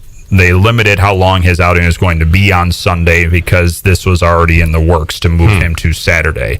I think that the bigger question is moving Tyler Smith to Sunday and bumping Jake up a day. All 3 of those guys had relatively short outings against Appalachian last weekend, so the moving around shouldn't impact Kuchmaner or Wisenhunt much in terms of longevity this weekend. But the last 2 weeks, Smith has struggled ever since a very good outing against Rhode Island, and so move him to the spot where over the last few years has been his day, and he has really thrived on the final games of weekends. And then Jay Kuchmaner has pitched well enough in his career to get a Friday start, and this will be his first one. Corey, the Pirates have won 4 in a row, and they're coming off yet another win over the Duke Blue Devils, and you've called several of the, what was it now, 20 out of 21 last meetings. ECU has knocked off Duke. And, you know, this is a very basic, dumb question, but why? Like, Duke is a good baseball program. They go to regionals. They've been to super regional. ECU dominates the Devils on the diamond. Yeah, I don't know if there's a firm answer to that. Yeah. It is an oddity of this sport and of sports in general that this rivalry has been incredibly one-sided over the years. And this run started when Duke was not that good of a program. True, and then in the 2015, 2016 seasons when they started building back up and then finally made an NCAA tournament, then you started looking at the matchup and realizing the talent that Duke had and how Chris Pollard was able to kind of take advantage of the grad transfer market and bring guys into Durham to put together a loaded team, and one that even this year should be making noise in the ACC. So the fact that East Carolina has been able to still maintain this lock on this matchup is pretty fascinating to me. There's just, I mean, you're talking about 2 times a year, 9 innings a night, and for whatever the case might be, ECU has been able to take care of Duke by and large over the last 10 years. Another homer for Pirate catcher Seth Cadell earlier this week, and more hits for Connor Norby, who has picked up where he left off in the shortened 2020. I believe Cliff Godwin said post-game, shortly after Lane Hoover got injured, Corey, that Connor Norby maybe, I'm paraphrasing, but didn't want to hit leadoff or wasn't comfortable at leadoff. And Cliff Godwin said you're hitting leadoff. He's sticking you up there at the top of the order, and man, it has worked wonders for this ECU baseball team the way he's been hitting. Yeah, some guys in the sport just are comfortable in certain positions in the lineup. Maybe he said he was particular about where he hits in the lineup. Yeah, I think that was Cliff did not give them the heads up that he was going to move him to the leadoff spot. He just said lineups out. Yeah. And so Connor is kind of a pretty cerebral guy, and he's been very comfortable hitting second. He's been hitting comfortable, hitting in the kind of the top half of the order, but he's never hit leadoff. And some folks just find comfort zones in certain spots. So saying not only are we moving you, but you're going to start off the game could get into your head a little bit. So Cliff knows Connor better than most, and so he said, I'm not going to even forewarn him that this is happening. And since that move has happened, he's done nothing but produce. I mean, one of the biggest parts of being a college sports coach is being able to manage different personalities and how people, not just skill set. And Connor is different than Lane, and is different than Seth, and is different than Thomas. And so you have to figure out how to properly go at guys when changes are coming to their routines and what they're used to. So that was the goal there, and we've seen the results that Connor has not just picked up where he left off, but he's even been even better. Right, and I didn't know enough about Connor Norby on what expectations to set, but are the power numbers maybe exceeding your expectations or what the coaches thought about Connor Norby heading into the year? Is that what they thought he would be? I think they believe that he could be a power threat in this lineup, but they saw him more as getting on base at the top of the order sort of threat. But the kid has grown over the last couple of years, just size-wise, and with that has come the ability to hit home runs more, and he has worked on that part of the game where he's not necessarily trying to hit home runs. He's just trying to hit the ball and hit it hard, and we've now seen 4 times it go over the fence. But 4 home runs 12 games in, that's a little bit more than I was anticipating from him to start off this year, certainly. But I don't think this team is surprised that he has some power numbers here, because they've seen the kid just grow and mature over the last couple of seasons. Corey Gloor joining us. ECU Charlotte coming up this weekend, and Corey, we've seen Gavin Williams back pitching, and he's looked good. Man, that game on Saturday, when you can go from Cooch Maynard to Gavin to Mayhew, good luck with that, App State, and they did not have a lot of luck with it, especially when Gavin came in and looked good. So the bullpen, we said it going into the year was going to be a strength for the Pirates. How do you think they've fared so far early on this season, Corey? I believe it's been strong. It's had moments, kind of blips on the radar here and there. Georgia Southern series stands out. The first half of the Duke game on Tuesday stands out as just where it's kind of an evolution, and there's a momentum element to bullpen work where if one guy struggles, then it takes a little bit more to break through the inertia for the next guy and picking up the slack. And we saw that play out in the first half in Durham in that game, and then it was CJ Mayhew who came on and just kind of calmed everything down. I think it's still the part of this team that will carry them far in postseason play is the fact that they can go 12, 13 deep in their pitching staff and still rely on those guys to get outs. Moments here and there of not being sharp, I think you can come to expect in a baseball season, particularly against good lineups. So by and large, they pitched very, very well, aside from moments like Tuesday or a couple moments in Statesboro a few weekends ago. Corey, who is a surprise thus far for this Pirate team? I mean, a guy like Ben Newton kind of stands out the way he's been able to hit the ball when he gets his opportunities. Who has caught your eye this year that maybe you weren't expecting to be talking about this much in the season? Ben Newton's a good one, especially since he's become a regular part of the lineup. But this is similar to how last year was going for him, where he was getting time in the month of March and he was really coming through. I think over the last couple of games, Ryder Giles has swung the bat well.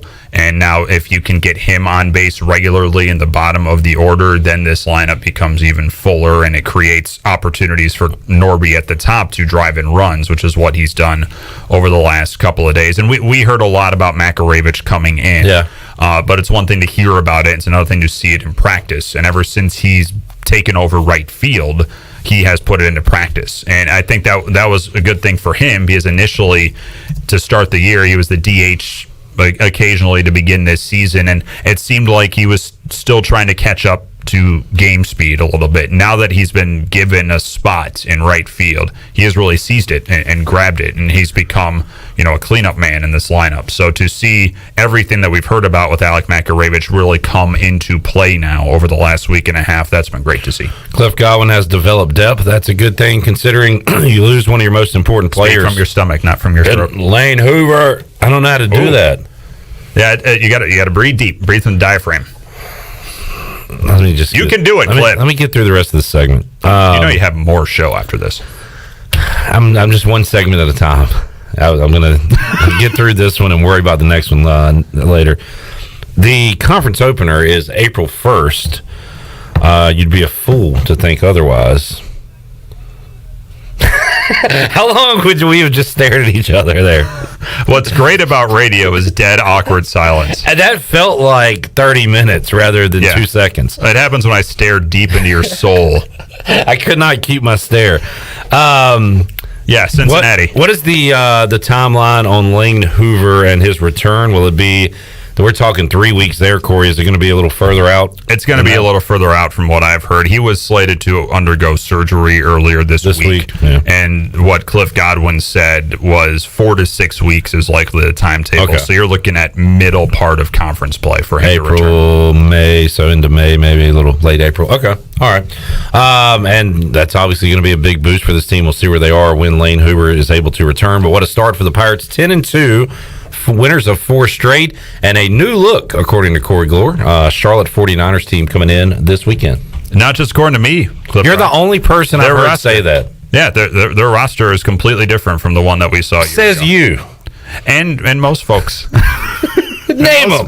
Robert Woodard would probably have something to say about that. Second year coach. I bet Cliff Godwin will say that. Okay. All right. So maybe more people will say that this weekend. Corey, you all set to go? We got hopefully a good weather weekend.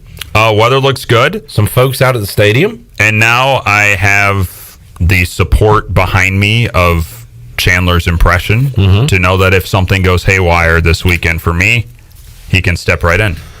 Chandler, could you tell me, as Corey, that this Charlotte 49ers team is revamped from a year I've ago? never spoken to myself before, so I'm trying to think of a question for me. Just for me to ask a question? No, I need to ask me a question.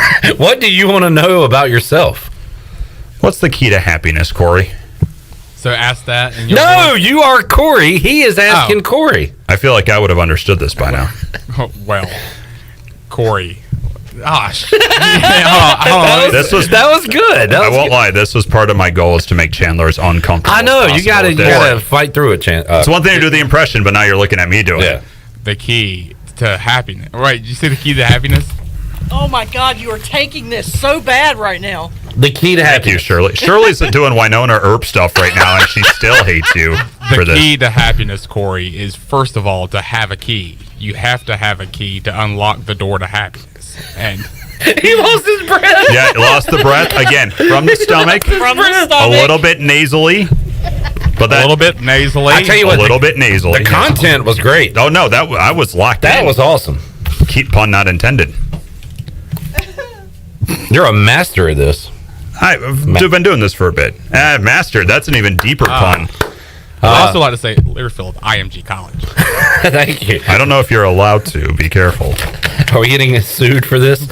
Corey, have a great call, and we'll see you at the ballpark. Yep, I will see you there, and I will talk to you there. And Chandler, no dice, friend. No dice.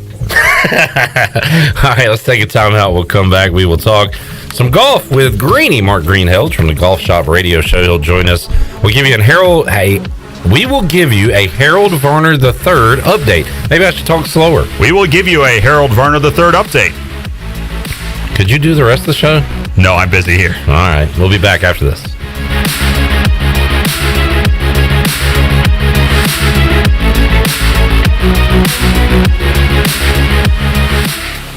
You've worked hard to start your business and are working even harder to make it successful. That's when it's most important to have a community bank and a local banker in your corner. This is Eric Clark from Select Bank and Trust. Our team of local bankers care about you, our customer, and the communities in which we all live and serve together. As the business and economic conditions of 2020 threw you many curveballs, our team at Select Bank and Trust remains steadfast in being responsive to your ever-changing needs. In 2021, choose Select Bank and Trust. Bank local, bank select, member FDIC.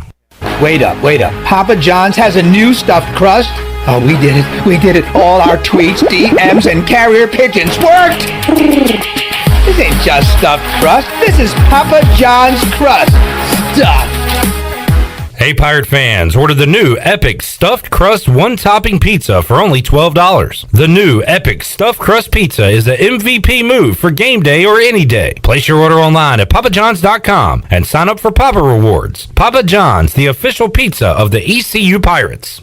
There's no better time to drive away with a quality pre-owned car, truck, or SUV from Greenville Auto World.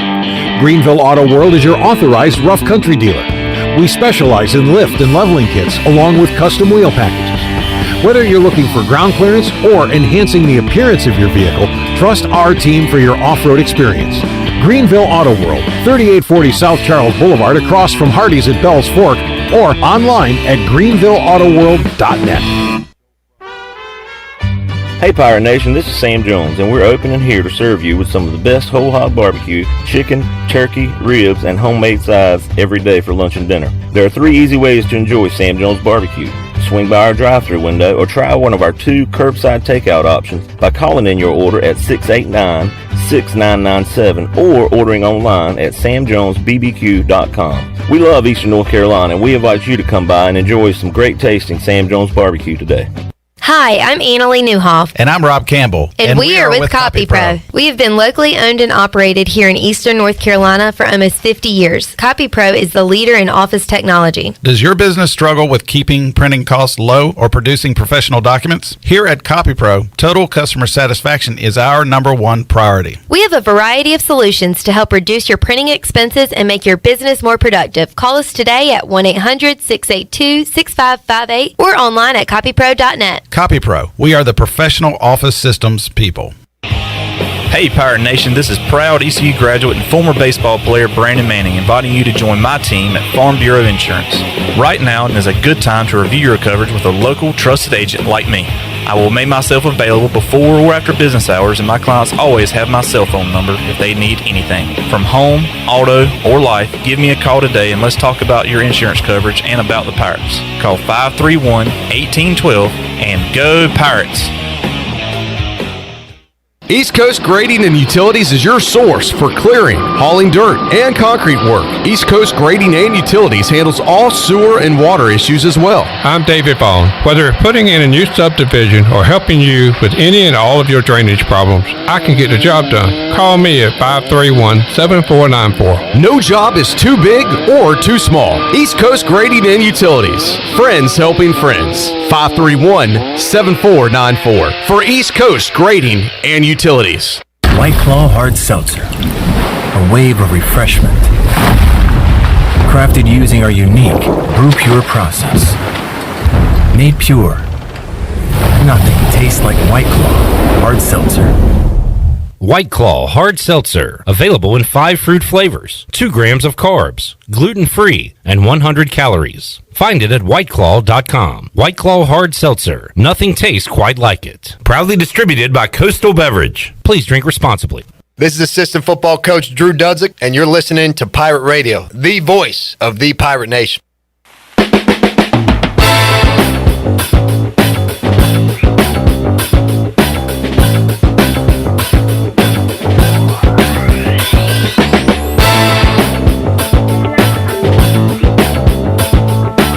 You're listening to Hour 2 of Pirate Radio Live. Now, back to the show. Welcome back. Jersey Mike's is open 7 days a week for lunch and dinner. You can order in-store or online through the Jersey Mike's app. I had that for lunch today.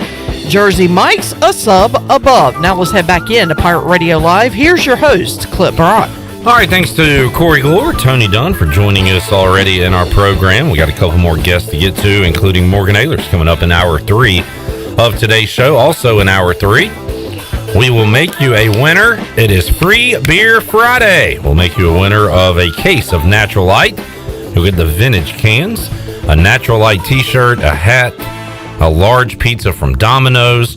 You can be a winner in Hour 3 of today's show. Free Beer Friday, brought to you by Natural Light, raised in the Carolinas since 1977. The vintage cans and bottles are back and here to stay. Pick up some Natural Light today at your favorite retailer. Natural Light, proudly distributed by Carolina Eagle Distributing since 1989.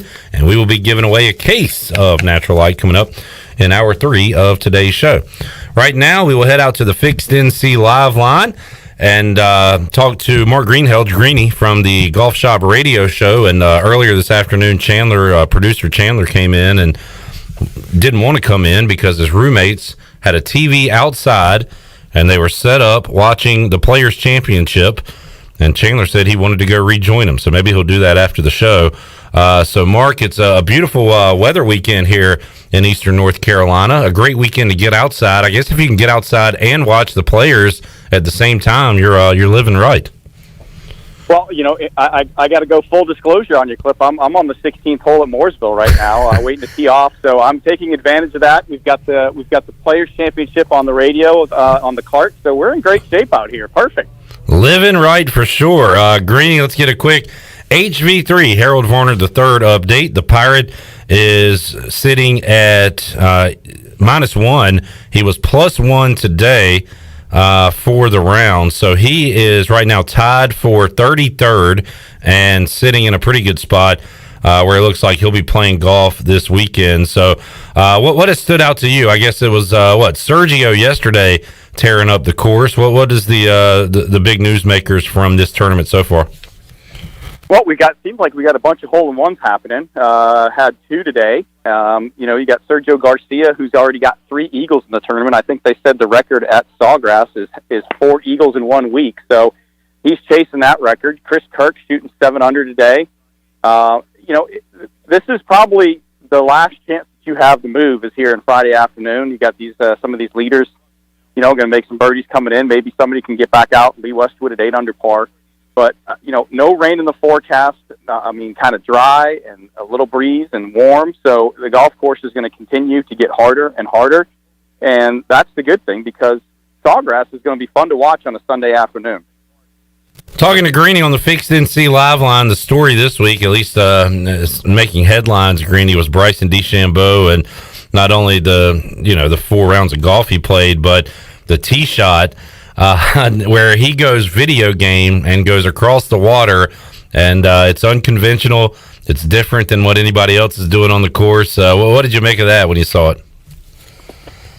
Yeah, ripping it across the green at Bay Hill, and then the talk about him doing it on the 18th hole at Sawgrass. I just that doesn't make sense to me. I took the Google Earth satellite view, and I don't know where the heck he was planning on hitting it, but they made it out of bounds. So good on the PGA Tour for kind of handling that business. But he's right up there in the leaderboard. But for me, he's gotten a little lucky so far. He's hitting some stray tee shots as he usually does, and it comes down to whether he gets away with it or not, and he's gotten away with it so far today. He did come out of the gate and double bogey the 10th hole, but, if you look at the first 2 shots that he hit, the first one was way right, and it stopped just short of a whole bunch of palmetto bushes, and that could have been bad. And then he hit the second shot, rifles it over the green, and it stops just before the palmetto bushes. So, you're talking 6 might have been a good break. He could have made 8 or 9 on that hole starting the day today, and he's had a couple of those so far. So you never know what you're going to get from Bryson. The Players going on this weekend, and then, Mark, you got 4 tournaments before the Masters on April 8th through the 11th. So, I don't know. What players are obviously going out to win golf tournaments. How much, I guess, prep work is there to get ready for Augusta? Does it all just happen that week, or do you kind of start to get mentally and even physically prepared for Augusta, weeks in advance? Yeah, these guys are always building to major championships. Most guys are. If you know that you're in the Masters already, you're going to set your schedule up for that. And, it's what makes it interesting. Now, if you're not in the Masters, you're obviously out there trying to win golf tournaments so that you can get in kind of on the last chance. And then there's other guys that a couple weeks before can get in on world ranking and stuff like that. So it's always a mixture. There's some guys that are just going to work to prepare, and there's other guys that are going to be busting their butt to try and make it in. So, but this Florida swing has traditionally been difficult. You get the Honda Classic next week, where it can play very difficult. You got the bear trap down there. You got a lot of holes that can cause a problem coming down the stretch. So, a couple of good tests of golf before you go play in the Masters. So, like I said, guys are going to be kind of a mixed bag, but pretty much the guys that you would expect, the Dustin Johnsons and Rory, not having a good week this week for Rory, but you expect them to kind of set up their schedule and work their practice around everything focusing on that week in April, playing the Masters.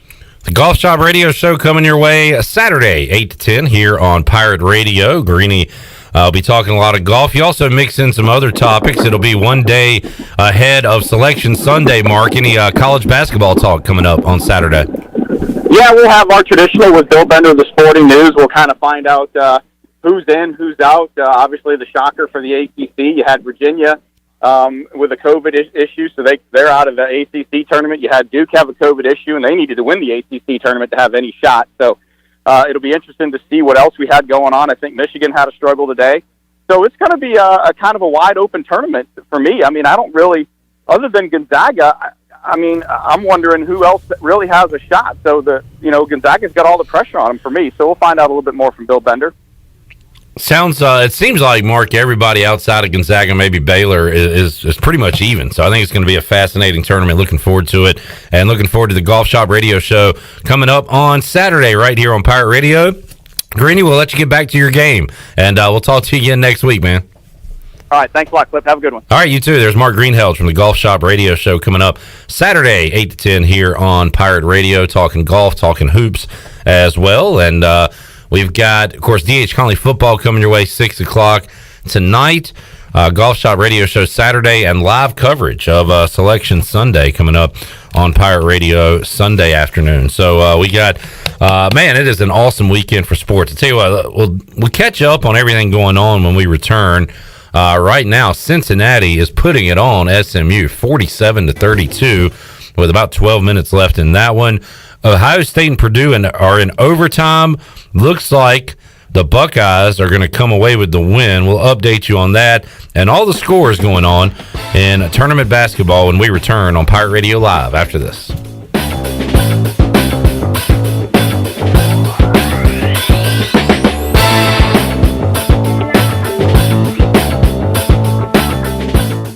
In sports, if you think joy only happens after you win, think again. Look at the world's most successful athletes like Serena Williams, Brooks Koepka, and Alex Morgan. They don't spend all their days grinding away. They take time to enjoy themselves, like getting together with friends over a Michelob Ultra, because they know that happiness is the key to winning, and that joy is the whole game, not just the end game. Michelob Ultra. 95 calories, 2.6 grams of carbs. It's only worth it if you enjoy it. Enjoy responsibly. AB Michelob Ultra Light Beer, St. Louis, Missouri. Ahoy, mateys! To keep those cars clean, you need the Pirates Cove Fast Pass. The new Pirates Cove Car Wash and Haviland Express Lube on Glen Burnie Road in New Bern is now open. Pirates Cove in New Bern is offering Fast Passes for $9.99 for new Fast Pass customers. You can visit us in Greenville on Fire Tower Road, Memorial Drive, and on East 10th Street. And have you heard? Pirates Cove on Fire Tower Road is now offering interior cleaning. So we have you surrounded. Pirates Cove, the official car wash partner of ECU Athletics. Warren's Hot Dog Pizza, homemade lemonade. Hey, Pirate Nation, Warren's Hot Dogs, 2 locations are open for business in Greenville and Chocowinity. Both locations have drive-through windows, so stop by today for hot dogs, pizzas, subs, apple and peach turnovers, homemade lemonade, and breakfast in Chocowinity, featuring homemade cheese, ham, and chicken biscuits, plus sausage dogs and more. Warren's in Greenville, across from Ron Ayers Motorsports, and in Chocowinity, next to the fire department. Warren's Hot Dogs. Want some? Get some.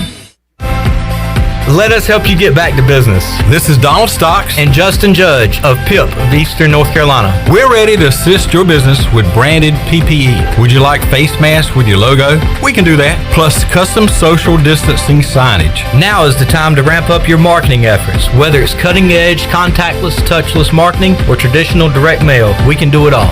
We are PIP of Eastern North Carolina. Here today with PD, also known as Brian Meyerhofer to his friends and family, YF3. Waking up this early in the morning isn't easy, but when you're coming to meet a group of guys that you have so much respect for, it makes it a little bit easier to not hit snooze on that alarm clock. I was looking for some way to sort of diversify my workout portfolio, and this is a great opportunity to not only do something different every day, but to meet a bunch of great guys in the community. And you want to perform at your best every day, but even when you're not, this group of guys is going to be here to help push you and help you reach your best every day. One letter, one number, F3. Learn more today at f3enc.com. With rates being historically low, now is the best time to buy or refinance your home. This is Talbot Green with Angel Oak Home Loans. Now is the time to take advantage of the opportunity to buy more home or refinance your current mortgage. The combination of our local team's experience and Angel Oak's wide offerings of products from standard conventional, government, and portfolio loans has something for most financial situations. For more information, call Talbot Green, Joanne Weir, or Wanda Hager at 751-2060. NMLS 1719250 and 685-842. Equal housing lender.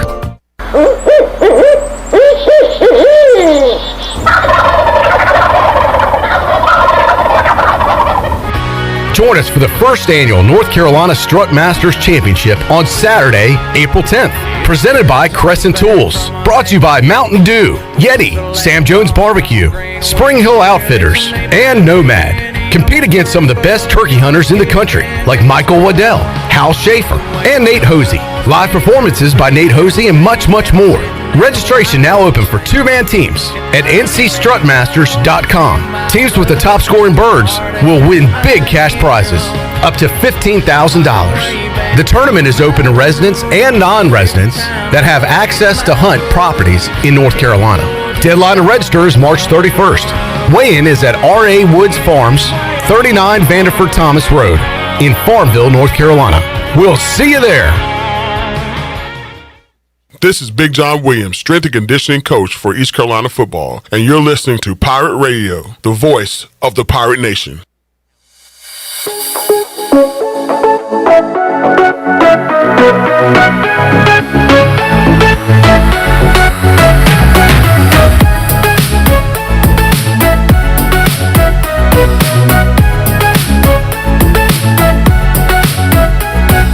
You're listening to Hour 2 of Pirate Radio Live. Now, back to the show. Welcome back. Hey, this St. Patrick's Day, the celebration begins this weekend at AJ McMurphy's. AJ's going to have live music tonight and tomorrow. They're also going to have a special St. Patrick's Day menu, daily drink specials, and indoor and outdoor areas to spread out and celebrate. Live music tonight will feature JP Guns, and tomorrow night it's going to be Eli Craig. And as always, there's no cover. Greenville's favorite place for St. Patrick's Day fun is AJ McMurphy's. They're at Turnberry Square on Bell's Fork and on Facebook, Instagram, and Snapchat. Now let's head back in to Pirate Radio Live. Here's your host, Clip Rock. All righty, let's give you a rundown on what is happening and will happen later in college basketball with all the conference tournaments going on. A couple of big news items. Of course, last night, Duke unable to play due to COVID issues, and more pop up in the ACC tournament with Virginia, which means Georgia Tech advances to the championship game. They'll play the winner of North Carolina, Florida State. That game coming up later tonight. Also in Big 12 conference tournament, we've seen some issues pop up with Kansas, meaning their game against Texas will not be played tonight. So the Longhorns advance to that championship game and will take on the winner of Baylor and the team they play tonight, who just escaped me. Oklahoma State would be that team, the Cowboys. Going on right now, man, what an impressive performance by the Cincinnati Bearcats. They are up 53-38, 9 minutes left to go as they try to close this one out and pull a bit of a mini upset over SMU in the American Athletic Conference tournament. Going on in Conference USA, North Texas with a 46-41 lead over Louisiana Tech in the semifinal of the Conference USA tournament. Earlier today, it was Michigan defeating Maryland. Some fireworks during the game, some comments after the game between Juwan Howard from Michigan and Mark Turgeon from Maryland. The Wolverines go on with a big second half to beat Maryland by 13-79-66 to advance in the Big Ten tournament. Alabama cruised. They're up 47-19 at halftime. They beat Mississippi State 85-48. It was Ohio State just moments ago knocking off Purdue in overtime 87-78. The Boilers were down pretty much all game, had a ferocious comeback to get them into OT. But then Ohio State retook the momentum and got the win 87-78 in the Big Ten tournament. Earlier today in Conference USA, it was Western Kentucky over UAB 64-60. Earlier today in the AAC, Wichita State survived a scare South Florida was in the lead for pretty much the entire game. A couple of late free throws from the Shockers put them on top and give them the win over South Florida, 68-67.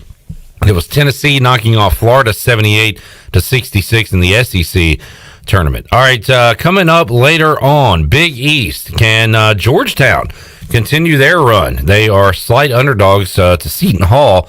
That one going on in the Garden at 6 o'clock on Fox Sports 1. Some Big East basketball. Later on tonight, Oklahoma State and Baylor. That's a good one in the Big 12 tournament. That's at 6:30 on ESPN. Big 10 tournament at 6:30. Illinois taking on Rutgers. AAC will get back underway after the Cincinnati SMU game at 7 o'clock with Tulane taking on Houston. The Cougars big favorites as they face the Green Wave at 7 o'clock on ESPN2. SEC tournament tonight. 7 o'clock, Arkansas taking on Missouri. Later in the evening, 8:30, North Carolina, Florida State for the right to take on Georgia Tech in the ACC championship game. Pac-12 action, Oregon State, Oregon. That's a semifinal game, 8:30. Coming up tonight, UConn Creighton in the Big East semifinal. Could UConn make it to the championship game in their first year playing back in the Big East? How about an old UConn Georgetown or UConn Seton Hall final? That'll have an old school feel to it in Madison Square Garden if indeed they're able to get by Creighton coming up tonight. Big Ten tournament, 9 o'clock, Wisconsin versus Iowa. Ole Miss and LSU will tip off at 9 o'clock in the SEC tournament. And the nightcap in the AAC will be at 10 o'clock as UCF takes on the Memphis Tigers. 11:30 tip-off, Colorado USC in the Pac-12 tournament. If you really want some late-night basketball, you got Colorado State and Utah State.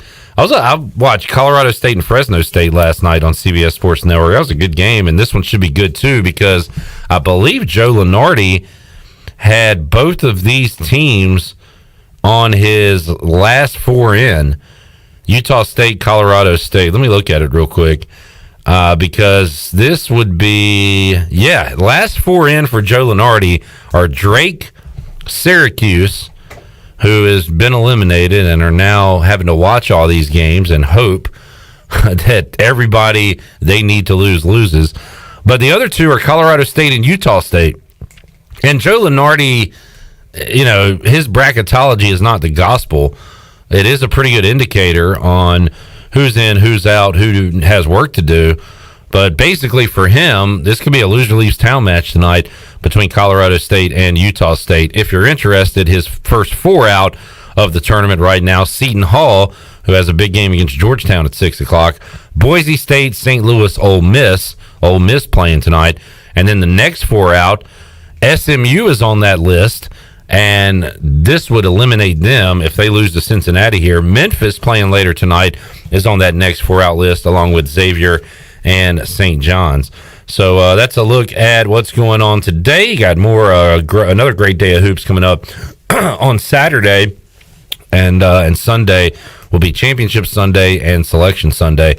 ECU baseball going on this weekend against Charlotte at Clark LeClaire Stadium. You got the Players Championship. You got a whole lot going on. We saw the return of the Hornets and the Hurricanes back on the ice and hardwood last night, both winners. So, man, fun time of year. We'll talk about some of this coming up in hour 3 with Morgan Ahlers. We'll also dive into a little high school football. We got a showdown going on tonight. There's a bet going on. There's a chance that my Twitter profile could be changing tonight if J.H. Rose knocks off D.H. Conley. I'll have to profess my love for the J.H. Rose Rampants if they win tonight. If Conley wins, it'll be Scooter Rogers changing up his profile to talk about how awesome the Vikings of D.H. Conley are. So we got a lot on the line coming up tonight. You can hear that game at 6 o'clock right here on Pirate Radio. A couple of undefeated teams. Rose has played 2 games and have looked pretty dominant. D.H. Conley 1-0 as they were unable to play last Friday. All right, let's get a timeout in. We'll come back with hour 3 of our program, and we will visit with DJ Captain Morgan, a.k.a. Morgan Ahlers. He'll join us in the Pirate Radio studios when we return on Pirate Radio Live. We're back with you after this.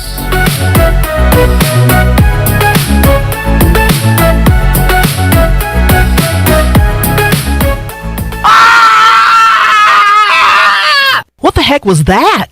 That was Chuck again from Naughty Dog. He loves to run around town screaming when there's a new beer release. This week he's super excited because St. Patrick's Day is on Wednesday, and Naughty Dog is releasing their new Irish Eyes Dry Stout and the Hell Camp Irish Red Ale. Plus on St. Patrick's Day there'll be Uncle Fred's Food Truck, ice cold green beer, and plenty of indoor and outdoor space for everyone to celebrate. Go to Naughty Dog Brewing Company on Main Street in downtown Winterville, and be sure to follow Naughty Dog on Facebook and Instagram.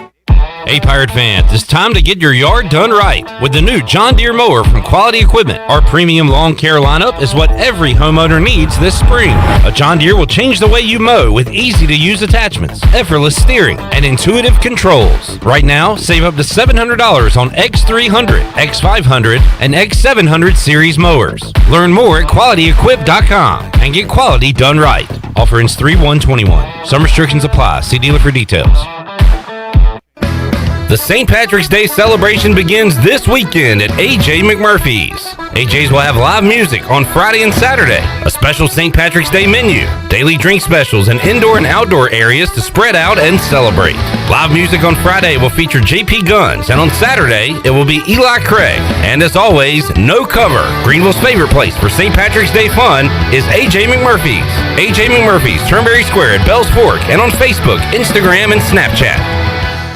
Hey, Eastern North Carolina, this is Miles Minges. And this is Landon Minges with Minges Bottling Group. We are proud to announce that Pepsi is once again the official soft drink of the ECU Pirates. That's right, Miles. Our family's purple and gold roots run deep. From founding members of the Pirate Club, alumni, and even a team physician, our support over the last 60 years has never wavered. We are Pirates. We're excited to be back at ECU and are honored to serve our great customers throughout Eastern North Carolina. Not only is this the birthplace of Pepsi-Cola, this is our home.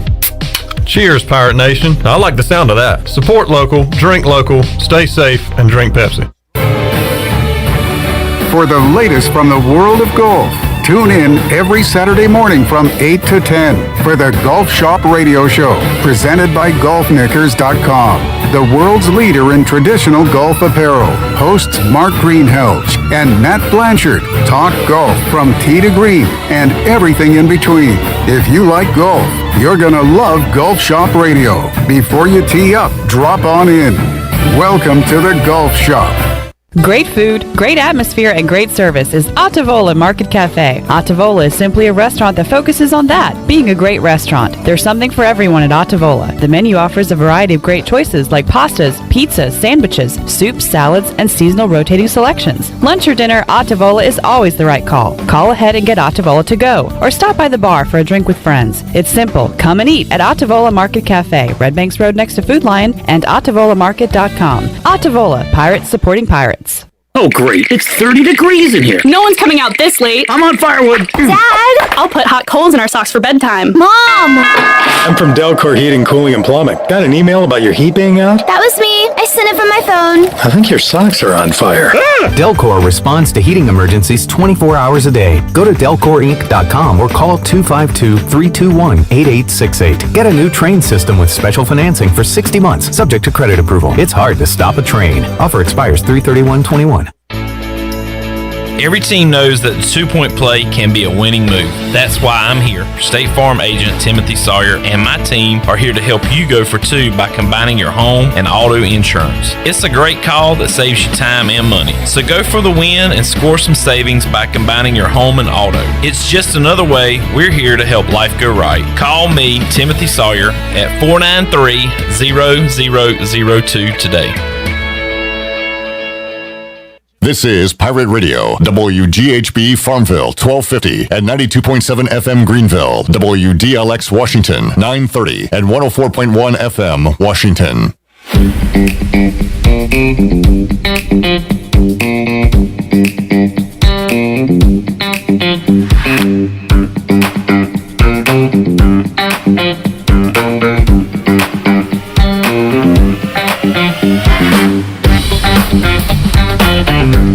You're listening to Hour 3 of Pirate Radio Live. This hour of PRL is brought to you by Bud Light, reminding Pirate fans to stay in the game and drink responsibly.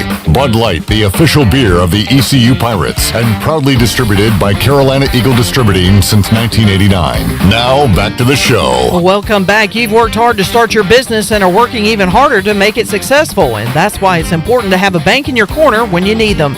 As the business world throws you curveballs, Select Bank and Trust is here to be responsive to your needs. Select Bank's team of local bankers can make local decisions and cares about you, the customer. Get the business services that are right for your business today with Select Bank and Trust. Bank local, bank select. Now let's head back into Pirate Radio Live. Here's your host, Clip Rock.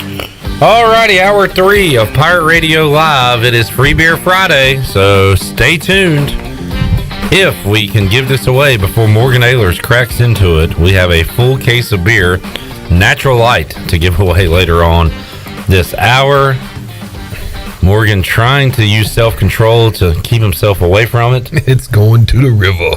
That's a good place to take it, Morgan Ahlers. Take me to the river. How you doing, man? I'm doing good. I like the shirt. Well, I appreciate it. A little self-promotion, and it's a good-looking shirt. Well, thank you. DJ Captain Morgan, who is maybe a little more active now than previous months, so that's a good thing, right? Picking up, thank goodness. Yeah. Morgan, the ECU basketball season came to an end.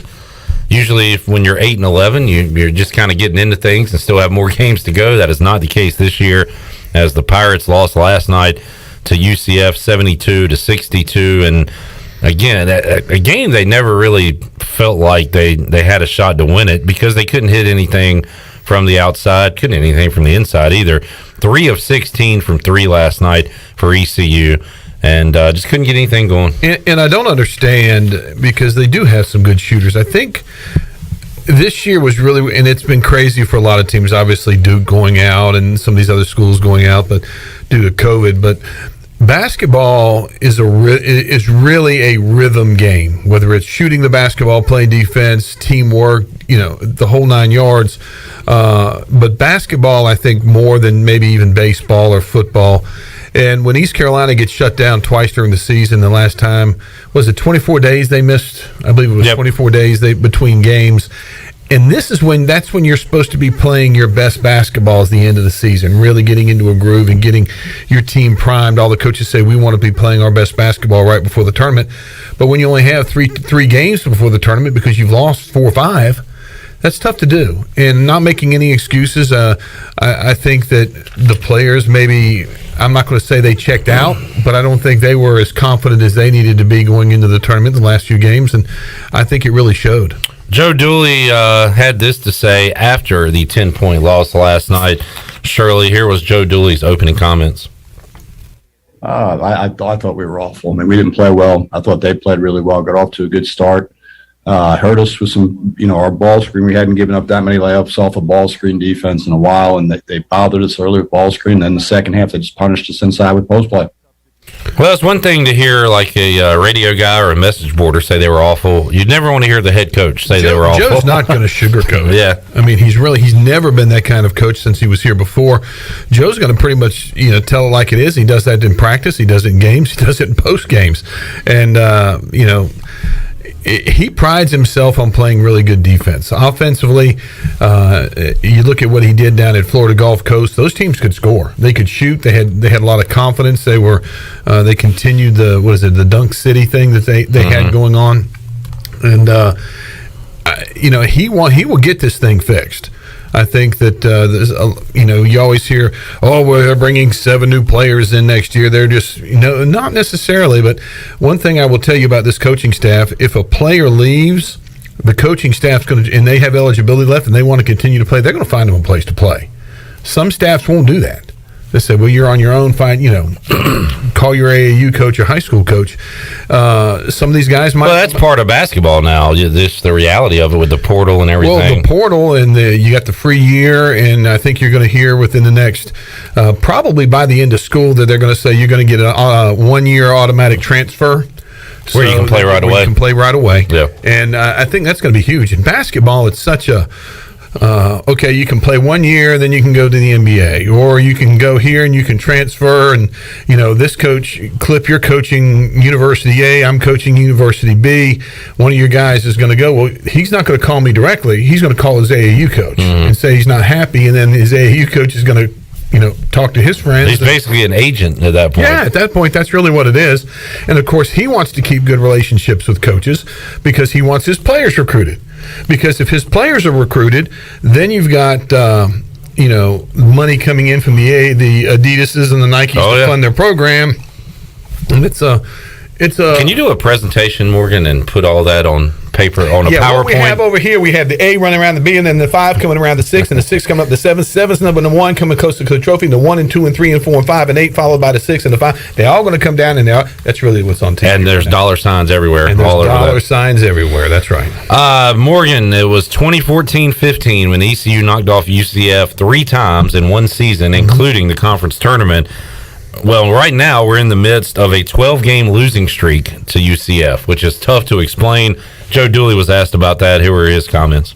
I think it's been a bad matchup. I mean, I thought, our first year they hit with Taco and Aubrey Dawkins and all those guys had a lot of experienced guys. And now, I do think Mahan and obviously when they took Perry, they've stayed old and, got old and stay old. And I think those guys have developed. And obviously Reynolds, although he's a freshman, played really well against us, both games, and Diggs played really well against us. So I think it's been a matchup. I don't know. I can't imagine that any of our guys even know about the streak, to tell you the truth.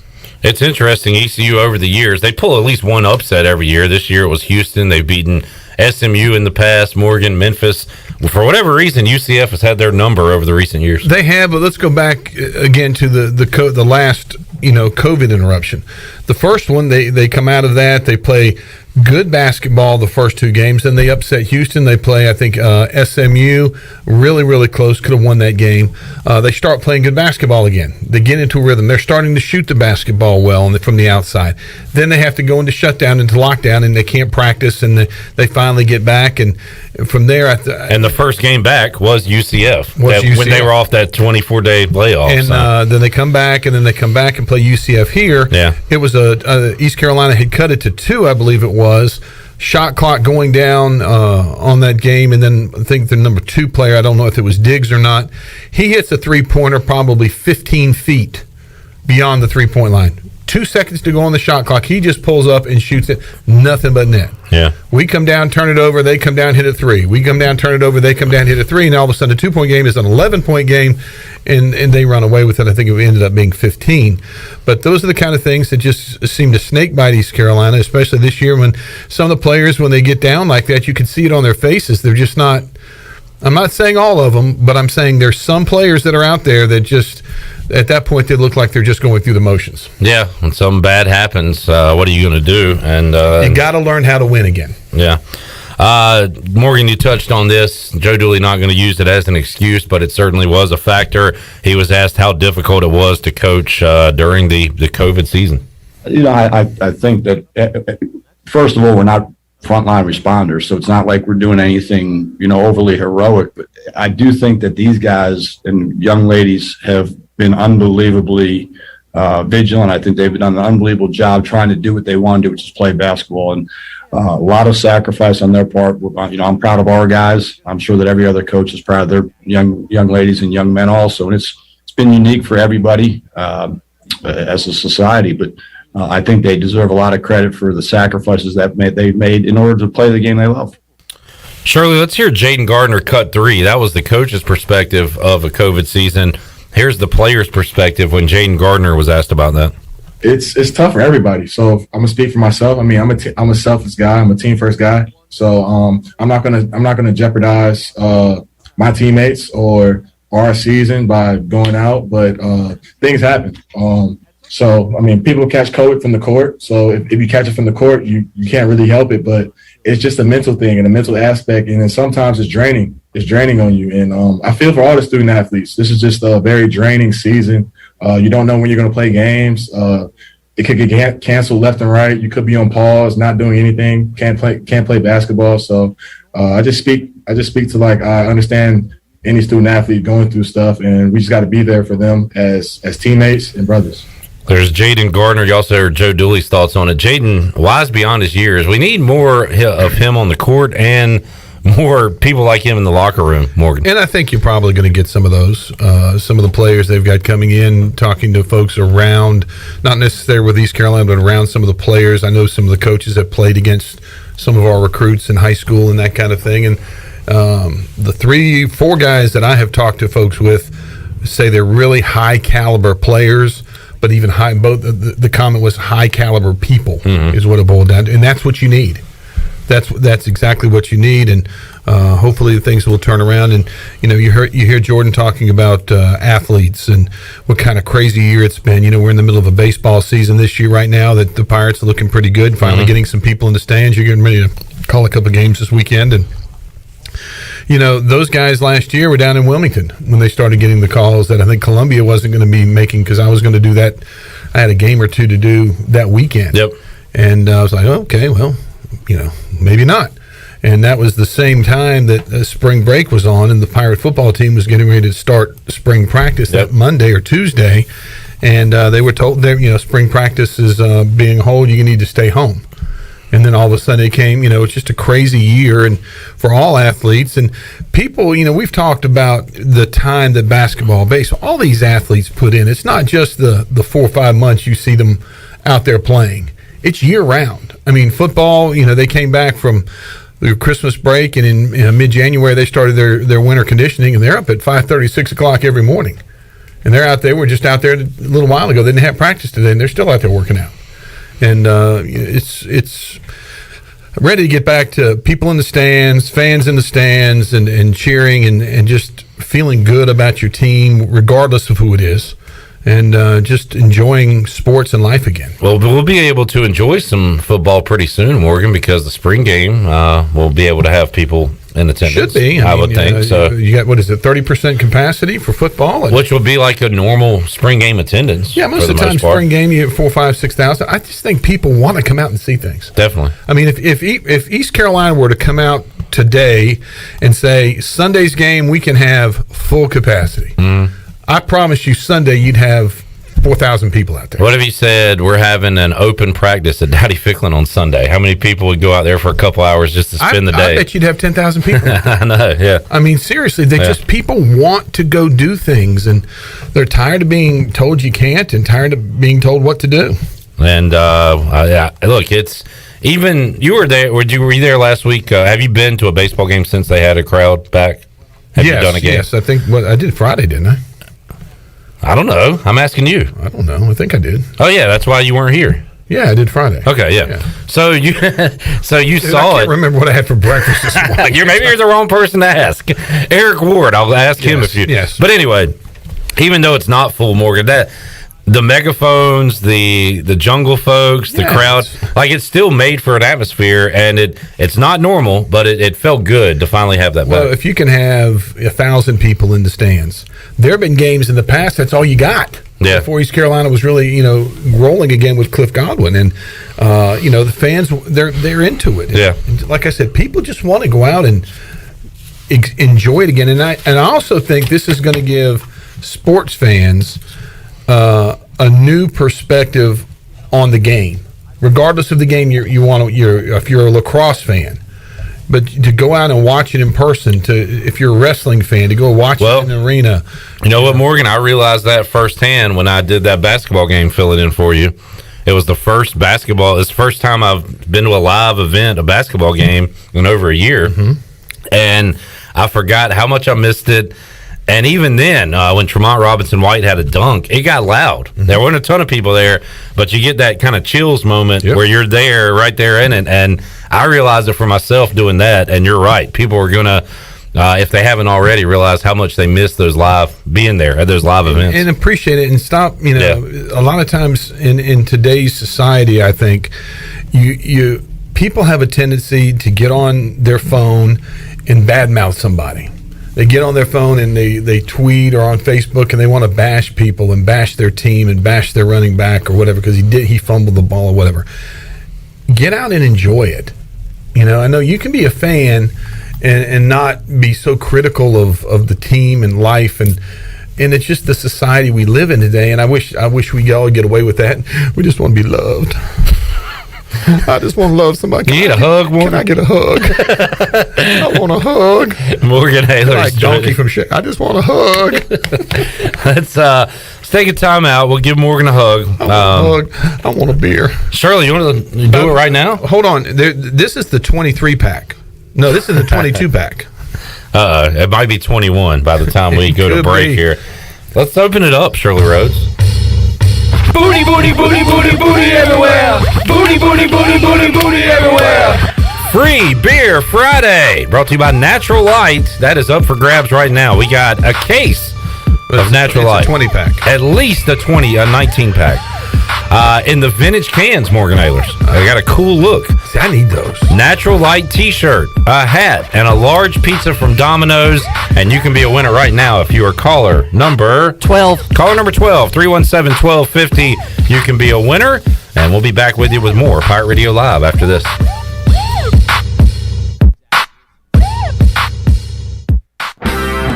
Hey Pirate Nation, this is Tom Brown from Brown & Wood Buick GMC Truck. We've been serving the Pirate Nation in Eastern North Carolina for 83 years. We have 4 brands, 3 generations, 2 showrooms, and 1 goal to make sure you leave a happy customer. This month at Brown & Wood, get a GMC Terrain and save up to $7,000 off. And as always, Brown & Wood is the home of the lifetime powertrain warranty. We're located on Greenville Boulevard next to the Convention Center, or shop us online at brownandwoodauto.com.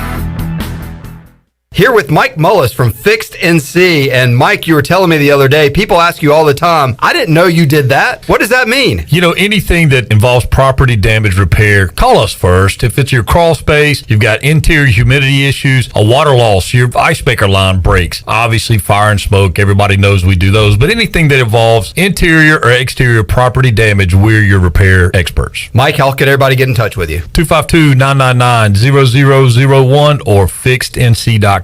The convenience of Pitt Greenville Airport is waiting just outside your front door. Service is back, so you're connected to destinations worldwide through flights from American Airlines. Plan your next trip. Book your flights today at flypgv.com or aa.com. Whether you're flying for business or for pleasure, enjoy the friendly convenience of flying from your local airport to get you where you're going and then home again safely. For your next trip, remember, American Airlines is back at PGV. Book today at aa.com. Pitt Greenville Airport, where the pirates fly. If you wake up in the morning with a backache, feeling more tired than you did when you went to bed, you probably need a new mattress. And the best place to get that mattress is Factory Mattress. Hi, I'm Kirk Smith, General Manager. For more than 40 years, Factory Mattress has been Greenville and Wilson's local mattress dealer. We guarantee the lowest price on the area's best selection with over 50 models to choose from. No seconds or overruns. Factory Mattress offers only first quality direct from the manufacturer. Sealy Posturepedic, Beauty Rest, Stearns & Foster, and Tempur-Pedic. The most highly trained sales associates with over 60 years of combined experience. Same as cash financing with 0 interest up to 48 months and free local delivery. Face it, to have a good day, you've got to have a good night. So sleep better knowing you saved money at Factory Mattress, locally owned on Greenville Boulevard in Greenville, on Forest Hills Road in Wilson, on the web at factorymattressusa.com, and a proud member of Pirates Supporting Pirates. It's bow time. There's something special about the first bite of a Bojangles Cajun Filet biscuit, like an edible alarm clock that slaps you awake with bold Cajun flavor. The moment you sink your teeth into that soft, fluffy, made-from-scratch biscuit, then strike gold with a juicy piece of fried chicken, you'll know. Nothing beats the first bite, except the second first bite. Get a Cajun Filet biscuit combo for just $4.99. It's bow time.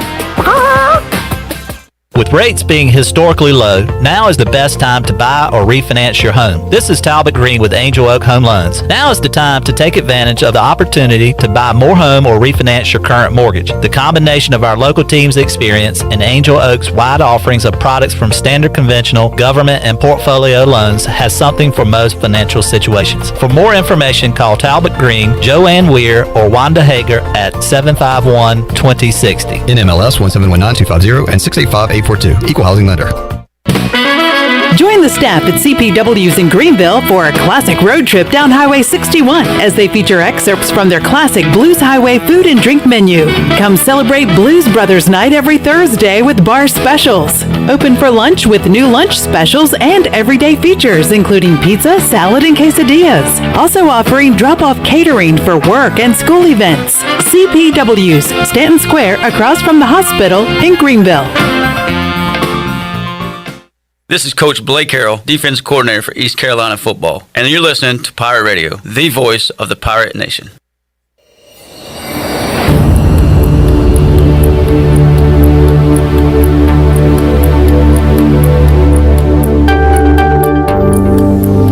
You're You're listening to Hour 3 of Pirate Radio Live. This hour of PRL is brought to you by Bud Light, reminding Pirate fans to stay in the game and drink responsibly. Bud Light, the official beer of the ECU Pirates, and proudly distributed by Carolina Eagle Distributing since 1989. Now, back to the show. Welcome back. If you've got damage from wood rot, consider it fixed. How about damage from smoke or fire? Fixed. Damage caused by water? Fixed. If you've got damage, use a contractor that works for you and not your insurance company. Visit fixednc.com today or call 999-0001. That's 3 9s, 3 zeros, and a 1. Fixed NC, restore, renew, maintain. And congratulations to Heather Manning of Greenville, picked up our Free Beer Friday package. Free Beer Friday brought to you by Natural Light, raised in the Carolinas since 1977. The vintage cans and bottles are back and here to stay, and you can pick up some Natural Light today at your favorite retailer. Natural Light, proudly distributed by Carolina Eagle Distributing since 1989. Now let's head back into Pirate Radio Live. Here's your host, Clip Rock. All right, Cincinnati has spent most of the second half seemingly playing against the clock. SMU has tried to make it a game, but they're going to come up short. They're down 9 with 23 seconds left to go. So Cincinnati will advance. We've seen two, this one got away from SMU. A good game earlier. Wichita State pulls it out at the end against South Florida. So it'll be Wichita State, Cincinnati in one semifinal, and then 2 games coming up later tonight to determine the other semifinal. I asked everybody all week, Morgan, Jeff Charles, Cy Seymour, Igo, if you could have Houston or the field to win this thing, who are you taking? Houston. Yeah, that was 3 out of the 4 responses that I got. Just too good. They're really good. Yeah, I know East Carolina beat them, but they're a really, really good team, offensively, defensively, well coached, and I think if they get hot, they can make a run at the Final Four. All right. It will be nice to have at least multiple teams in. Wichita State has done enough to get in. Memphis is right there on Joe Lunardi's next 4 out list, so they have an opportunity to win their way in as well. I've been watching basketball all week, Morgan, so I'm locked in. Are you excited about the madness, or are you still not there yet? Nah, you're not excited. I watched a couple games. You're excited for spring football? Yes. Okay. All right. I watched a couple games the last few nights. Watching playing music, and one of the deals, like at the Buccaneer when I got hired there 5-6 years ago, I said I have to have a TV right in front of me. You have showed me that. Yeah. Morgan's personal sports TV. It was there, baby. It's a great setup you got there. And but yeah, it's I think once everything settles down, and I'm gonna be honest with you, this year I've watched some games, and I haven't gotten excited. It took me about till earlier this week to really go full bore, but I've been watching games all week. You've been doing this for 3 hours a day, so you're sitting there, okay, I get to watch TV. Yeah, I've been watching basketball all week long, and guess what I'll be doing next week? Pretty much the same thing. Watching basketball. So looking forward to that. How about some high school football going on tonight, Morgan Ahlers, Big one. Conley, and J.H. Rose taking on one another. How about Will Bland's first 2 games as full-time head coach? Rose looks like they got something special this year. We'll see what happens tonight. Rose is very good, very well coached. They've got Caleb King running the offense. He was down at Havelock 2 years ago, won a state championship with them, and is well known for his offense, and he's running that. And then you got Will Bland, the new head coach, and they've got a lot of talent. You've got Wade Jarman, the quarterback, Michael Allen, the running back. You've got some great receivers, good line. And so far, they've had their way with both teams, and it was funny because last night, New Bern, who Rose throttled the first game and looked so bad, they go to CB Aycock last night and went 49-0. You're right, and I was talking about that with Scott Rogers, saying, does that mean Rose is even better than we thought they were, the way they killed New Bern? I don't know, so... Yeah, it's but this should be a good game tonight. Weather's beautiful. Maybe the heat might get to them a little bit. We'll see. They haven't. It's not going to be hot tonight, but it's obviously got to 82 degrees. I think today when I was coming back from Washington. Yeah. And it'd be a fun game to watch. I'm going to be listening to it on the radio here and listening for the call of the game. So we'll see what happens. And we still have a little bit to learn about Conley, I guess. They've only been able to play 1 game so far. Well, the game that I had a chance to call, I think 2 weeks ago, was the Southern Wayne game, and it was a cold, rainy, sloppy field, and there were a lot of turnovers. But at the same time, Conley won that game. I want to say it was 28-0 maybe. But Conley didn't have some of their basketball players that had just finished the night before and haven't had a chance to go out there and play. They really didn't get out there, and a couple of them did that really didn't play much on the basketball team per se, but they're going to have some of those athletes back tonight. So that might be the surprise element in the game, is what does Conley bring to the table that maybe Rose hasn't had a chance to see watching that Southern Wayne film. Earlier this week, I was able to talk to both head coaches. Let's hear a couple minutes of that, starting with Nate Connor, as the D.H. Conley Vikings head coach joined me earlier this week on Pirate Radio Live. How about coming up this Friday, Coach? It'll be your second game of the season. It'll be Rose's third. Is there any rest versus rust factor you think about heading into this game? Your team's had a lot of time to heal its bodies, obviously, but also, Rose has already played 2 games. Anything to that heading into this one?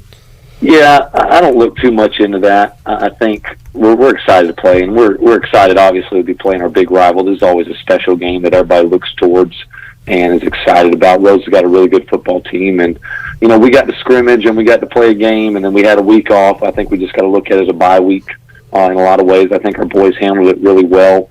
Rose obviously got to play and work some of their kinks out in the game that you get to, and that's always a plus, but I think we got to rest our bodies up too. So I look for both teams to be ready to play and excited to go. What did you like about your team in your opening season win, and what do you want to clean up moving forward, Coach?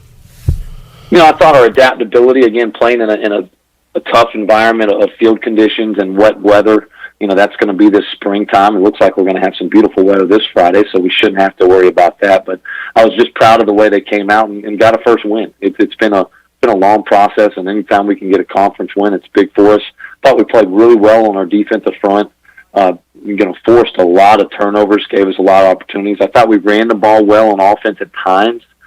I'd like to see us handle the conditions a little more, throwing the football a little better, but it got tough out there too. And I thought our kids fought well hard, and I thought they played really hard with great passion and energy. But I'm proud that we had a lot of learning lessons to come out of it, and I think we've been able to build off of that in the last 2 weeks. Is the lessons we've been able to gain from that game, and that was the biggest thing, being able to play one. Nate Connor joining us on the Fixed NC Live line. Conley and Rose going at it this Friday night. You can hear it right here on Pirate Radio. When you look at the 2-0 Rampants, Coach, what stands out to you about what they've done so far this season?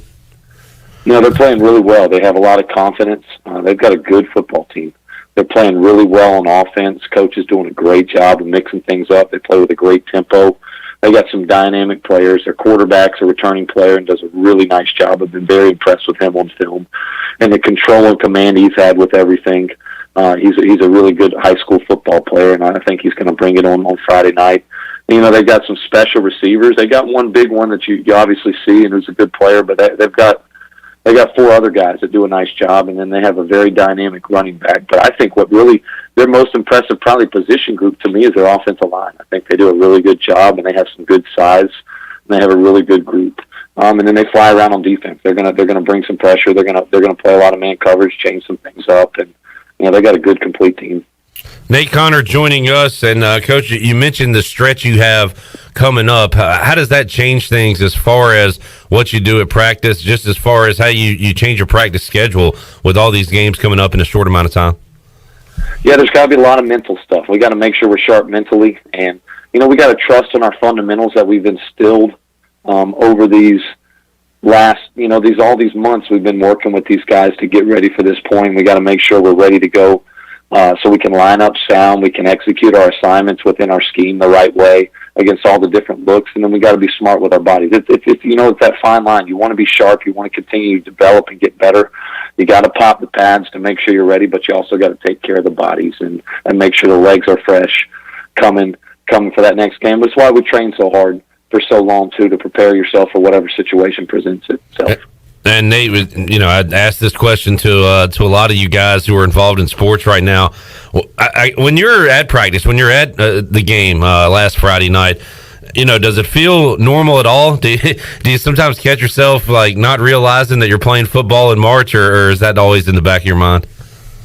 I think it's normal when we're out there. Yeah. The cold and the wet's a little something, which we always deal with wet, so that's not much of a difference.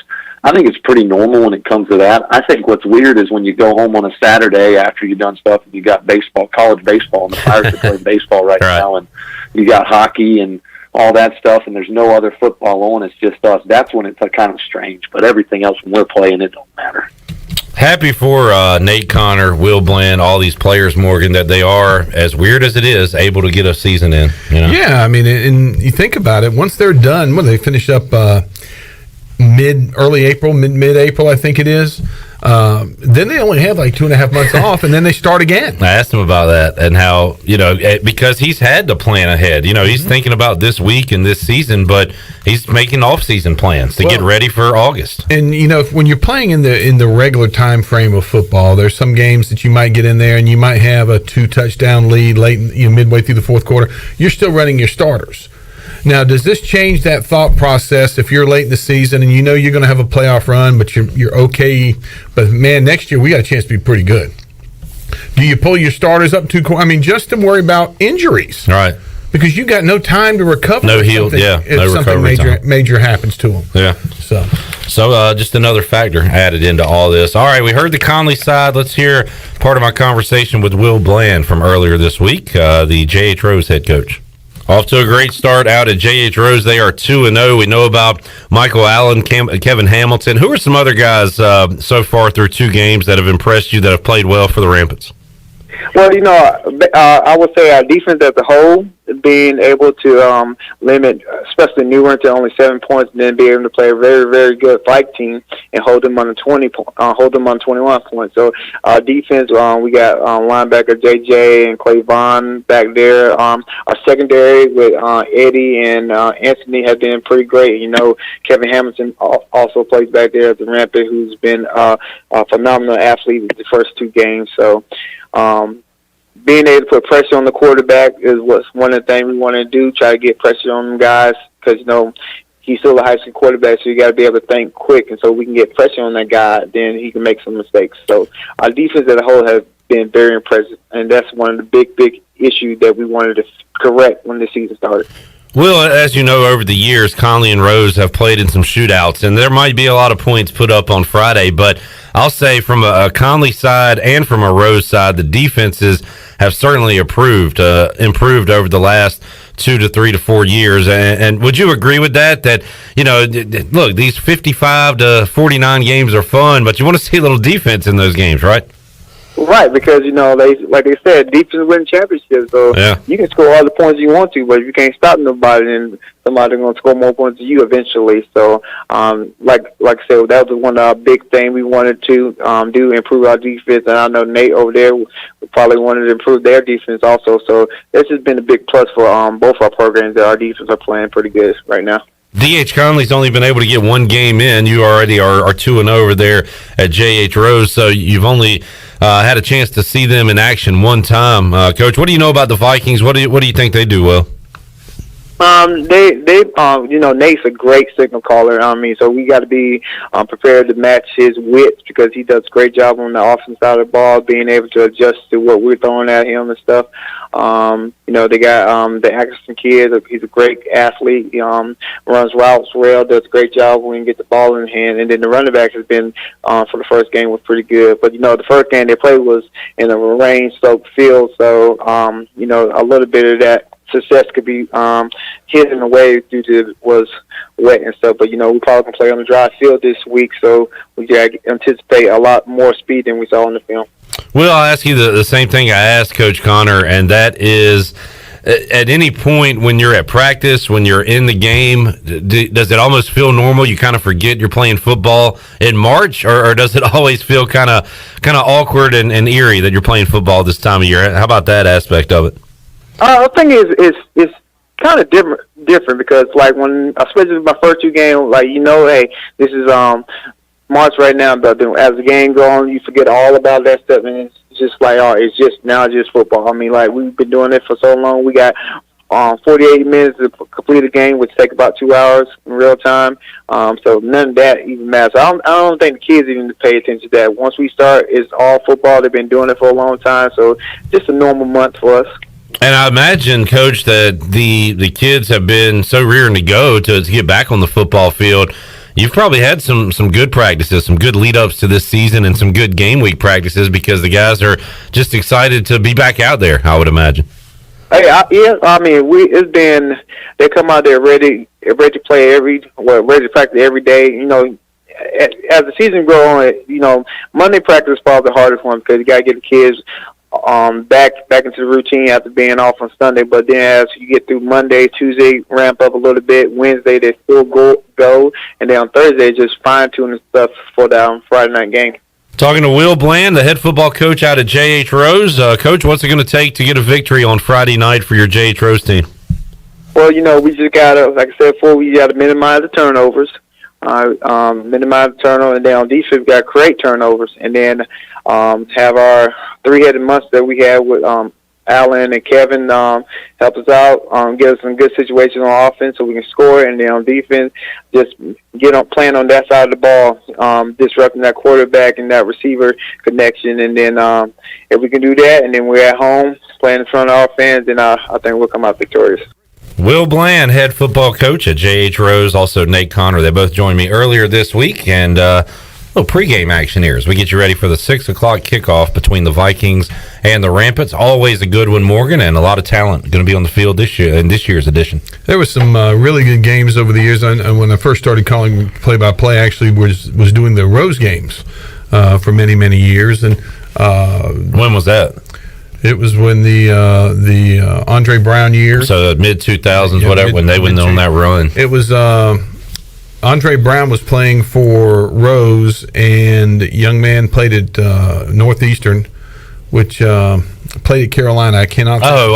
Is it Lewis? Jock Lewis? Jock Lewis, yes. And we would do the television broadcast from it as well, and put it online and would tape it, and we would do the intro for the game after the game because we would get there in time. We got set up and we'd time to do radio. Well, that game, it was like Jock Lewis had 240 yards and Andre Brown had 300 all per. I mean, it was crazy. It was absolutely crazy. And I can remember that game coming out and doing the intro, and I said, my prediction is I always do a prediction, especially when you can do it after the game. Yeah. I said, my prediction for this game, I think Jock Lewis might have 250 yards, but Andre Brown might have 300. It's going to be a tight one. I think, Rose wins it. And people said, man, you got it right. I said, yeah, I'm good. Tricks of the trade with Morgan Ahlers there. I remember those names quite well. That was fun. We used to do the Hardee's High School Game of the Week around that time, and I think Blick was the quarterback at Rose, who went on to play at Navy. Played at Navy. Yeah. I think he's the quality opposite. He is. He joined us on the show last football season. So I remember him from Little League. I mean, Brian Blick and Trey Steins and Ramey's team. Speaking of which, nice segue. Coming up on the Brian Bailey Show on Monday, Ramey and Trey Steins will be his guests. You're welcome, Bailey. I did that just for you. We're going to be nice to the refs, at least for one night or one day on the Brian Bailey Show on Monday. New dad, Trey Steins. Awesome. Good New stuff. Dad, So we'll talk to the reffing family duo coming up on Monday. All right, let's take a time out. We'll come back. Wes Hines is in. That means it's almost football time. Morgan Ahlers. Wes Hines, booty, booty, booty, big ass booty, booty, booty, booty. Take a time out. I have more for you after this.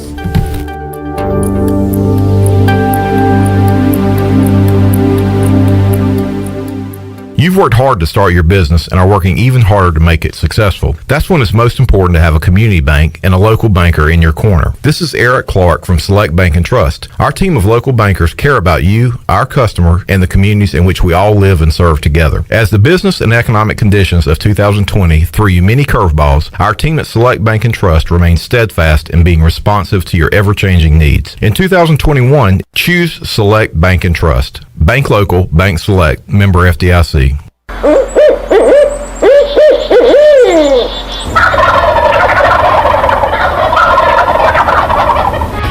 Join us for the first annual North Carolina Strut Masters Championship on Saturday, April 10th. Presented by Crescent Tools. Brought to you by Mountain Dew, Yeti, Sam Jones Barbecue, Spring Hill Outfitters, and Nomad. Compete against some of the best turkey hunters in the country, like Michael Waddell, Hal Schaefer, and Nate Hosey. Live performances by Nate Hosey and much, much more. Registration now open for two-man teams at ncstrutmasters.com. Teams with the top scoring birds will win big cash prizes, up to $15,000. The tournament is open to residents and non-residents that have access to hunt properties in North Carolina. Deadline to register is March 31st. Weigh-in is at R.A. Woods Farms, 39 Vanderford Thomas Road in Farmville, North Carolina. We'll see you there. Are you trying to reduce clutter? Want to save a tree? Greenville Utilities can help. E-bill is a simple solution. Imagine getting an email letting you know your bill is ready. And with a few clicks on your computer or smartphone, you can review and pay your bill. It's just that easy. Signing up is simple. All you need to do is to log onto your account at guc.com and update your contact information and e-bill setting. You can even continue to receive a paper bill if you'd like. E-bill from Greenville Utilities. Just one of the ways GUC is here for you. Hey, Troy, have you heard about The Place? No, Jason. What place? It's The Place. It's Washington's newest restaurant on the waterfront. The Place is located in downtown Washington in the Harbor District with waterfront seating in the back. We're open for bistro-style lunches Tuesday through Saturday from 11 to 2 and elevated comfort-style dinners Thursday through Saturday 5 to 9. Plus, Sundays, we have the best Southern brunch in town. Man, that's awesome, Jason. The Place sounds like the place to be. It is. We look forward to seeing you there. The Place in Washington, North Carolina. Hi, this is Jeff Charles, and welcome inside the booth. March means March Madness and hoops, but March also means spring football for the Pirates. So I'll have some thoughts next. Hosting Pirate Radio Live from 3 to 6 every afternoon can get stressful. It's nice to relax sometimes, turn off the brain, and get some peace and quiet. Sure. Booty, booty, booty. Shirley, what are you doing? Practicing. Practicing? Practicing for what? For the show. We open up the booty bag every day. Why do you need to practice? Because when it comes to the booty, I expect absolute perfection. Perfecting the booty. Okay, well, tune in to Pirate Radio Live, 3 to 6 every day. We'll open up the booty bag and make you a winner right here on Pirate Radio, the station for winners. And the booty. Mike Houston begins his third year as ECU's head football coach. His record with the Pirates is 7-14. That's very unlike Mike Houston, who won big at JMU, the Citadel, and Lenore Ryan before coming to Greenville. He walked into a rock-bottom program, and the rebuild, still very much underway, has been painful. There is hope for the fall, though, as spring ball gets underway in March. Quarterback Holt Naylors returns, along with sophomore running backs Rajay Harris and Keaton Mitchell, who had terrific freshman seasons. Receiver C.J. Johnson has the talent, but he needs to be more consistent this year. A defense that force-fed a lot of young players returns almost intact. ECU has had 6 straight losing seasons, the most ever in school history. Breaking that streak won't be easy this fall, but if the dominoes fall the right way, it's possible. Come on back again next time, and we'll visit inside the booth. Hi, this is Phil Steele of Phil Steele's College Football Preview Magazine, and you're listening to Pirate Radio, the voice of Pirate Nation.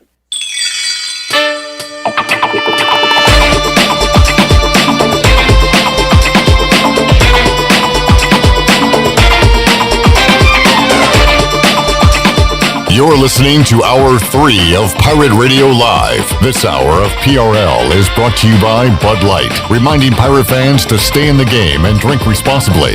Bud Light, the official beer of the ECU Pirates, and proudly distributed by Carolina Eagle Distributing since 1989. Now, back to the show. Welcome back. Did you miss a show on Pirate Radio? Listen to all of Pirate Radio's archived local programming by subscribing to us on Apple Podcasts. You can subscribe today by going to the podcast app on your iPhone or Apple device and search for Pirate Radio Audio Archives. Now let's head back in to Pirate Radio Live. Here's your host, Clip Brock. All right, heard the Phil Steele rejoiner there, and I saw a tweet from him as he is going ahead and getting ready for the next upcoming season, and said he had just watched ECU and Georgia State from last year. I have not. That's one that I burned. I will not watch that game again. Gonna not rewatch that one. Oh! Speaking of ECU, let's get our Bud Light ECU report brought to you by Bud Light, who reminds Pirate fans to always stay in the game, drink responsibly. Bud Light, the official beer of the ECU Pirates, proudly distributed by Carolina Eagle Distributing since 1989. No more hoops. Pirates lose last night to UCF. ECU baseball at home this weekend against Charlotte. And Morgan spring football beginning next week. So add that to the plate of sports coming up. Yeah, excited about that. I know the guys have been working really, really hard. Big John's done a fantastic job. Had lunch with Holt yesterday, I believe it was. We had some of my boys, we got together for lunch, and they had their final mat drills of the morning of the season. And in the morning, I said, how was it? He said, Dad, I thought I was going to die. I said, what? He said, no, Dad, I thought I was going to die. I said, why? It's been okay. He said, it's been hard. He said, but and he showed me a picture of the locker room. There's like 4 guys lying on the ground, and he's one of them. Oh, wow. He said, I don't know. There's a clock, and I keep an eye on the clock as it runs down. You have a certain amount of time to do the gassers or whatever they call them, and 4 quarters or whatever it is. And he said, I swear I sat there, and it said we had to go 32 seconds. And I went down the field and came back, and it said 32 seconds again. I'm like, so you think they added a little bit extra? He says, I don't know, Dad, but at that point my eyes started going cross and I'm almost blacked out. Putting in the work, so to speak. And man, this is the first spring ball a lot of these guys are going to get, Morgan, with no spring practice last year. So I bet the guys are as tough as all that is, I'm sure, for Holden Ahlers and the rest of the crew. They're probably ready for it to get underway. Maybe get out of the winter workout part of it and head into the spring. Yeah, I mean, they've been doing it now for 2.5 months. Yeah. So they're ready for the spring ball, and the spring game is going to be April the 17th.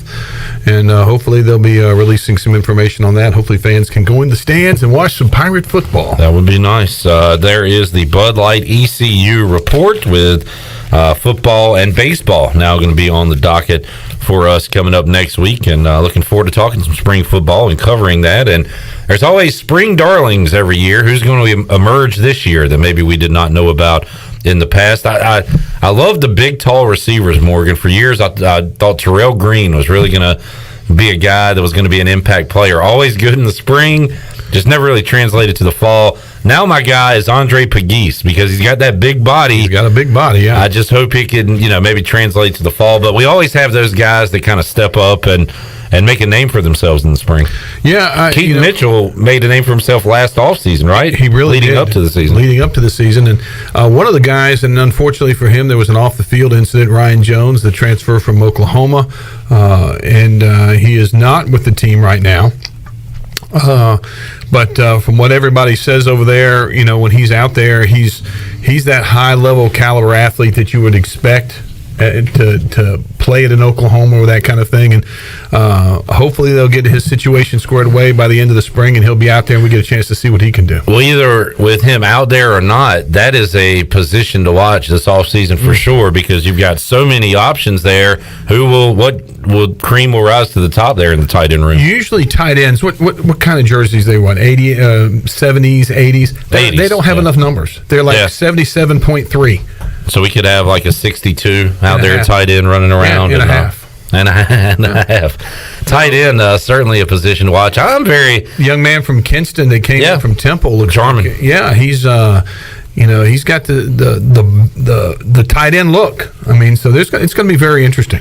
I'm also looking forward to seeing year 2 of Blake Harrell, who, again, this will be his first spring as a defensive coordinator at ECU. So all the things he was not able to implement last year, he'll be able to get in this year. I thought we saw defensive improvements overall from 2019 to 2020, and now the expectation is they're going to get even better heading into 21.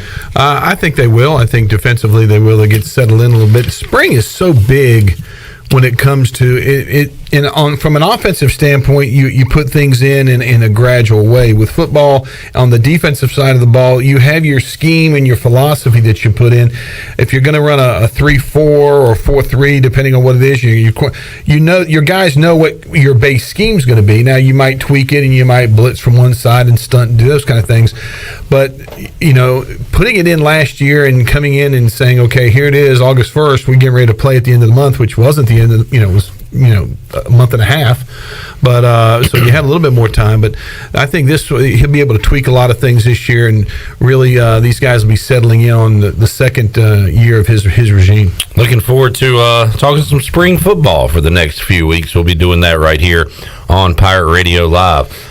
Morgan, what you got going on this weekend? Yard work. And you're being serious about that, right? Yeah. At least there'll be water around you, though, right? Yeah, You're heading to the river to do the yard did work. some today, and we're going to hang out down there. Got a lot of yard work I got to get done. It's that the honey do this, honey do that. Yeah. Honey, if you don't do it, find somebody else that will.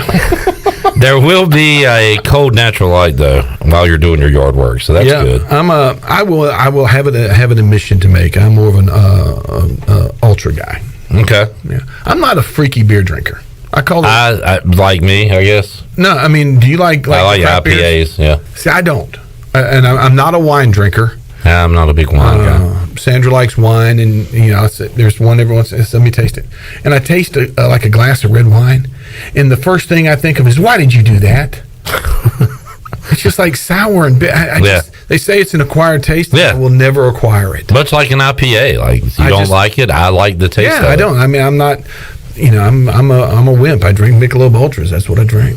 Who's called you a wimp before? Really? And came out alive. Yeah. He is in. Part of him is in Maryland and the other part of Virginia. So, all right, let's take our final break. We'll come back, get ready to wrap it up, and throw it over to our D.H. Conley High School football coverage as the Vikings take on the Rampants coming up at 6 o'clock. We'll wrap up Pirate Radio Live on a Friday after this.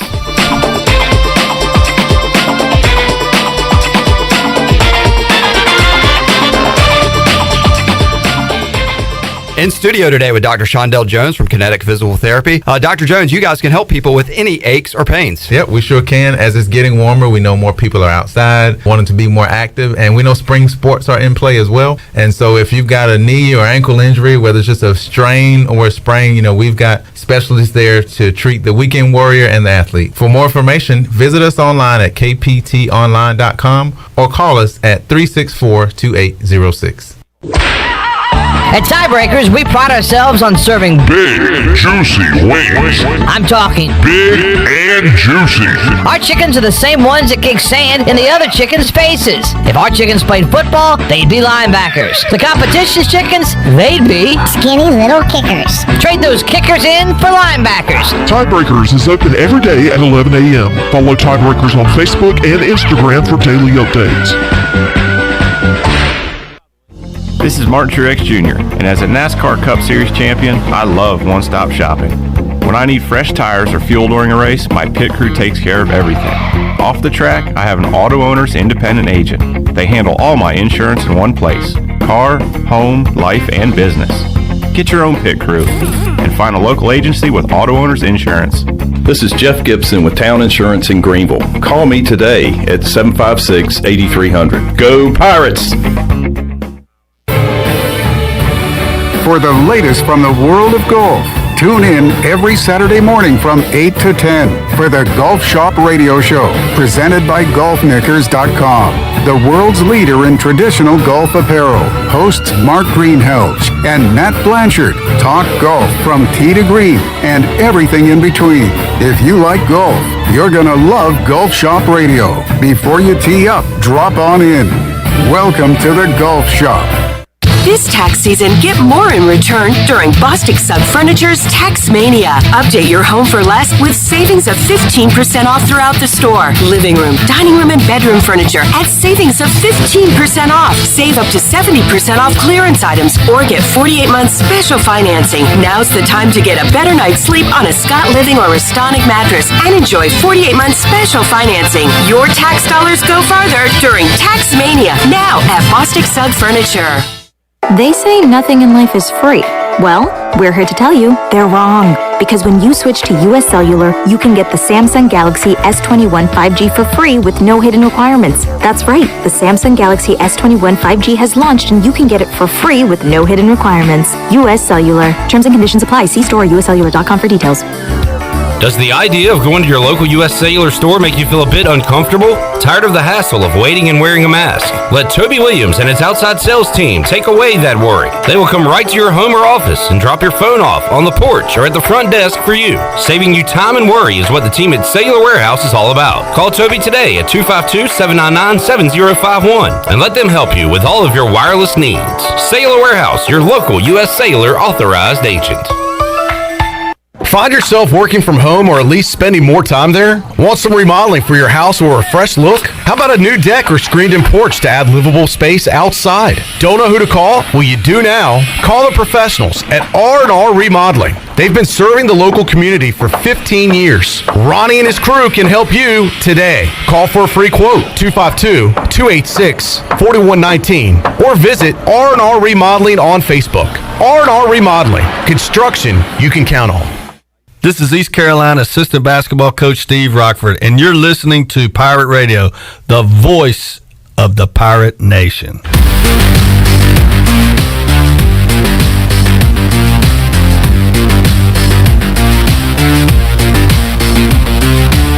You're listening to Hour 3 of Pirate Radio Live. This hour of PRL is brought to you by Bud Light, reminding Pirate fans to stay in the game and drink responsibly. Bud Light, the official beer of the ECU Pirates, and proudly distributed by Carolina Eagle Distributing since 1989. Now, back to the show. Welcome back. Take a look at your stock market report for today. The Dow was up 293 points and closed the week out at 32,778. The NASDAQ was down 78 at 13,319. The S&P was up 4 at 3,943. That's your Wells Fargo Advisors financial report. For a personal look into investing, call Wells Fargo Advisors today at 756-6900 in Greenville. Wells Fargo Advisors, LLC, member SIPC. Now let's head back in to Pirate Radio Live.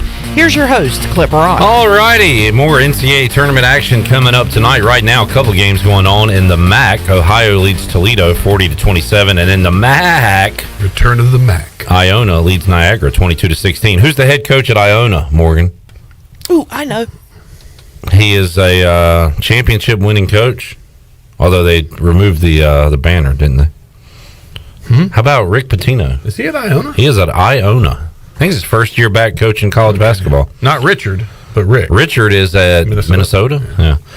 Coming up, the head coach of Georgetown is Patrick Ewing. Yeah. They will take on Seton Hall coming up at 6 o'clock. I think they showed more highlights of Patrick Ewing playing in the tournament yesterday than they did of Georgetown playing in the tournament. Yeah. Well, that's what people want to see. Yeah. Old stuff. Baylor is the number 2 team in the country. They will be taking on Oklahoma State at 6:30. And Morgan, you said that North Carolina, they have been red hot. You think they knock off Florida State tonight? I think they got a good shot at it. I think if they can shoot the ball the way they've been, I think they just wore down Virginia Tech last night in the second half. I just think physically they just wore Virginia Tech down. Florida State's a little bit bigger, a little bit stronger. That'll be a good matchup if Carolina can shoot the ball. But last night was the first Carolina game I had actually watched. So, well, on that note, and you mentioned it earlier, I haven't watched a ton of college hoops this year. I kind of just started recently. I'm surprised at where Josh Pastner has Georgia Tech. Now they get a bye basically into the championship game, but they were already going to be in the tournament anyway. Mm-hmm. He's had a good year there in Atlanta. He has, considering they were talking about firing him a couple years ago. Yeah. Hey, real quick, it does, and I know we got to go, but let me throw this out at you. It does college basketball, in your mind, with a lot of the bigger teams affected by the one and done rule? Because every year it seems, in the transfer rule, because every year it seems you've got to go figure out who's playing on the team that you like. I mean, I think it when really, you know the rosters and teams, it makes you more interested, I think, and involved in it. Yeah, I think it's for sure. It's harder to do that now. We'll talk about that later. All right, there's a nice teaser for next week when Morgan Ahlers joins us here on Pirate Radio Live. Morgan, enjoyed it. Thank you. Thanks for hanging out with us. Wes Hines about to take over in the producer chair because we got D.H. Conley football on the way. Wes Hines with the knee-high socks. That's his brand. That's his look. He's way ahead of fashion. We like it. Conley, Rose, the showdown coming up next right here on Pirate Radio. For Shirley Rose, Chandler Honeycutt, I'm Clip Brock. We'll see you Monday at 3 on Pirate Radio Live.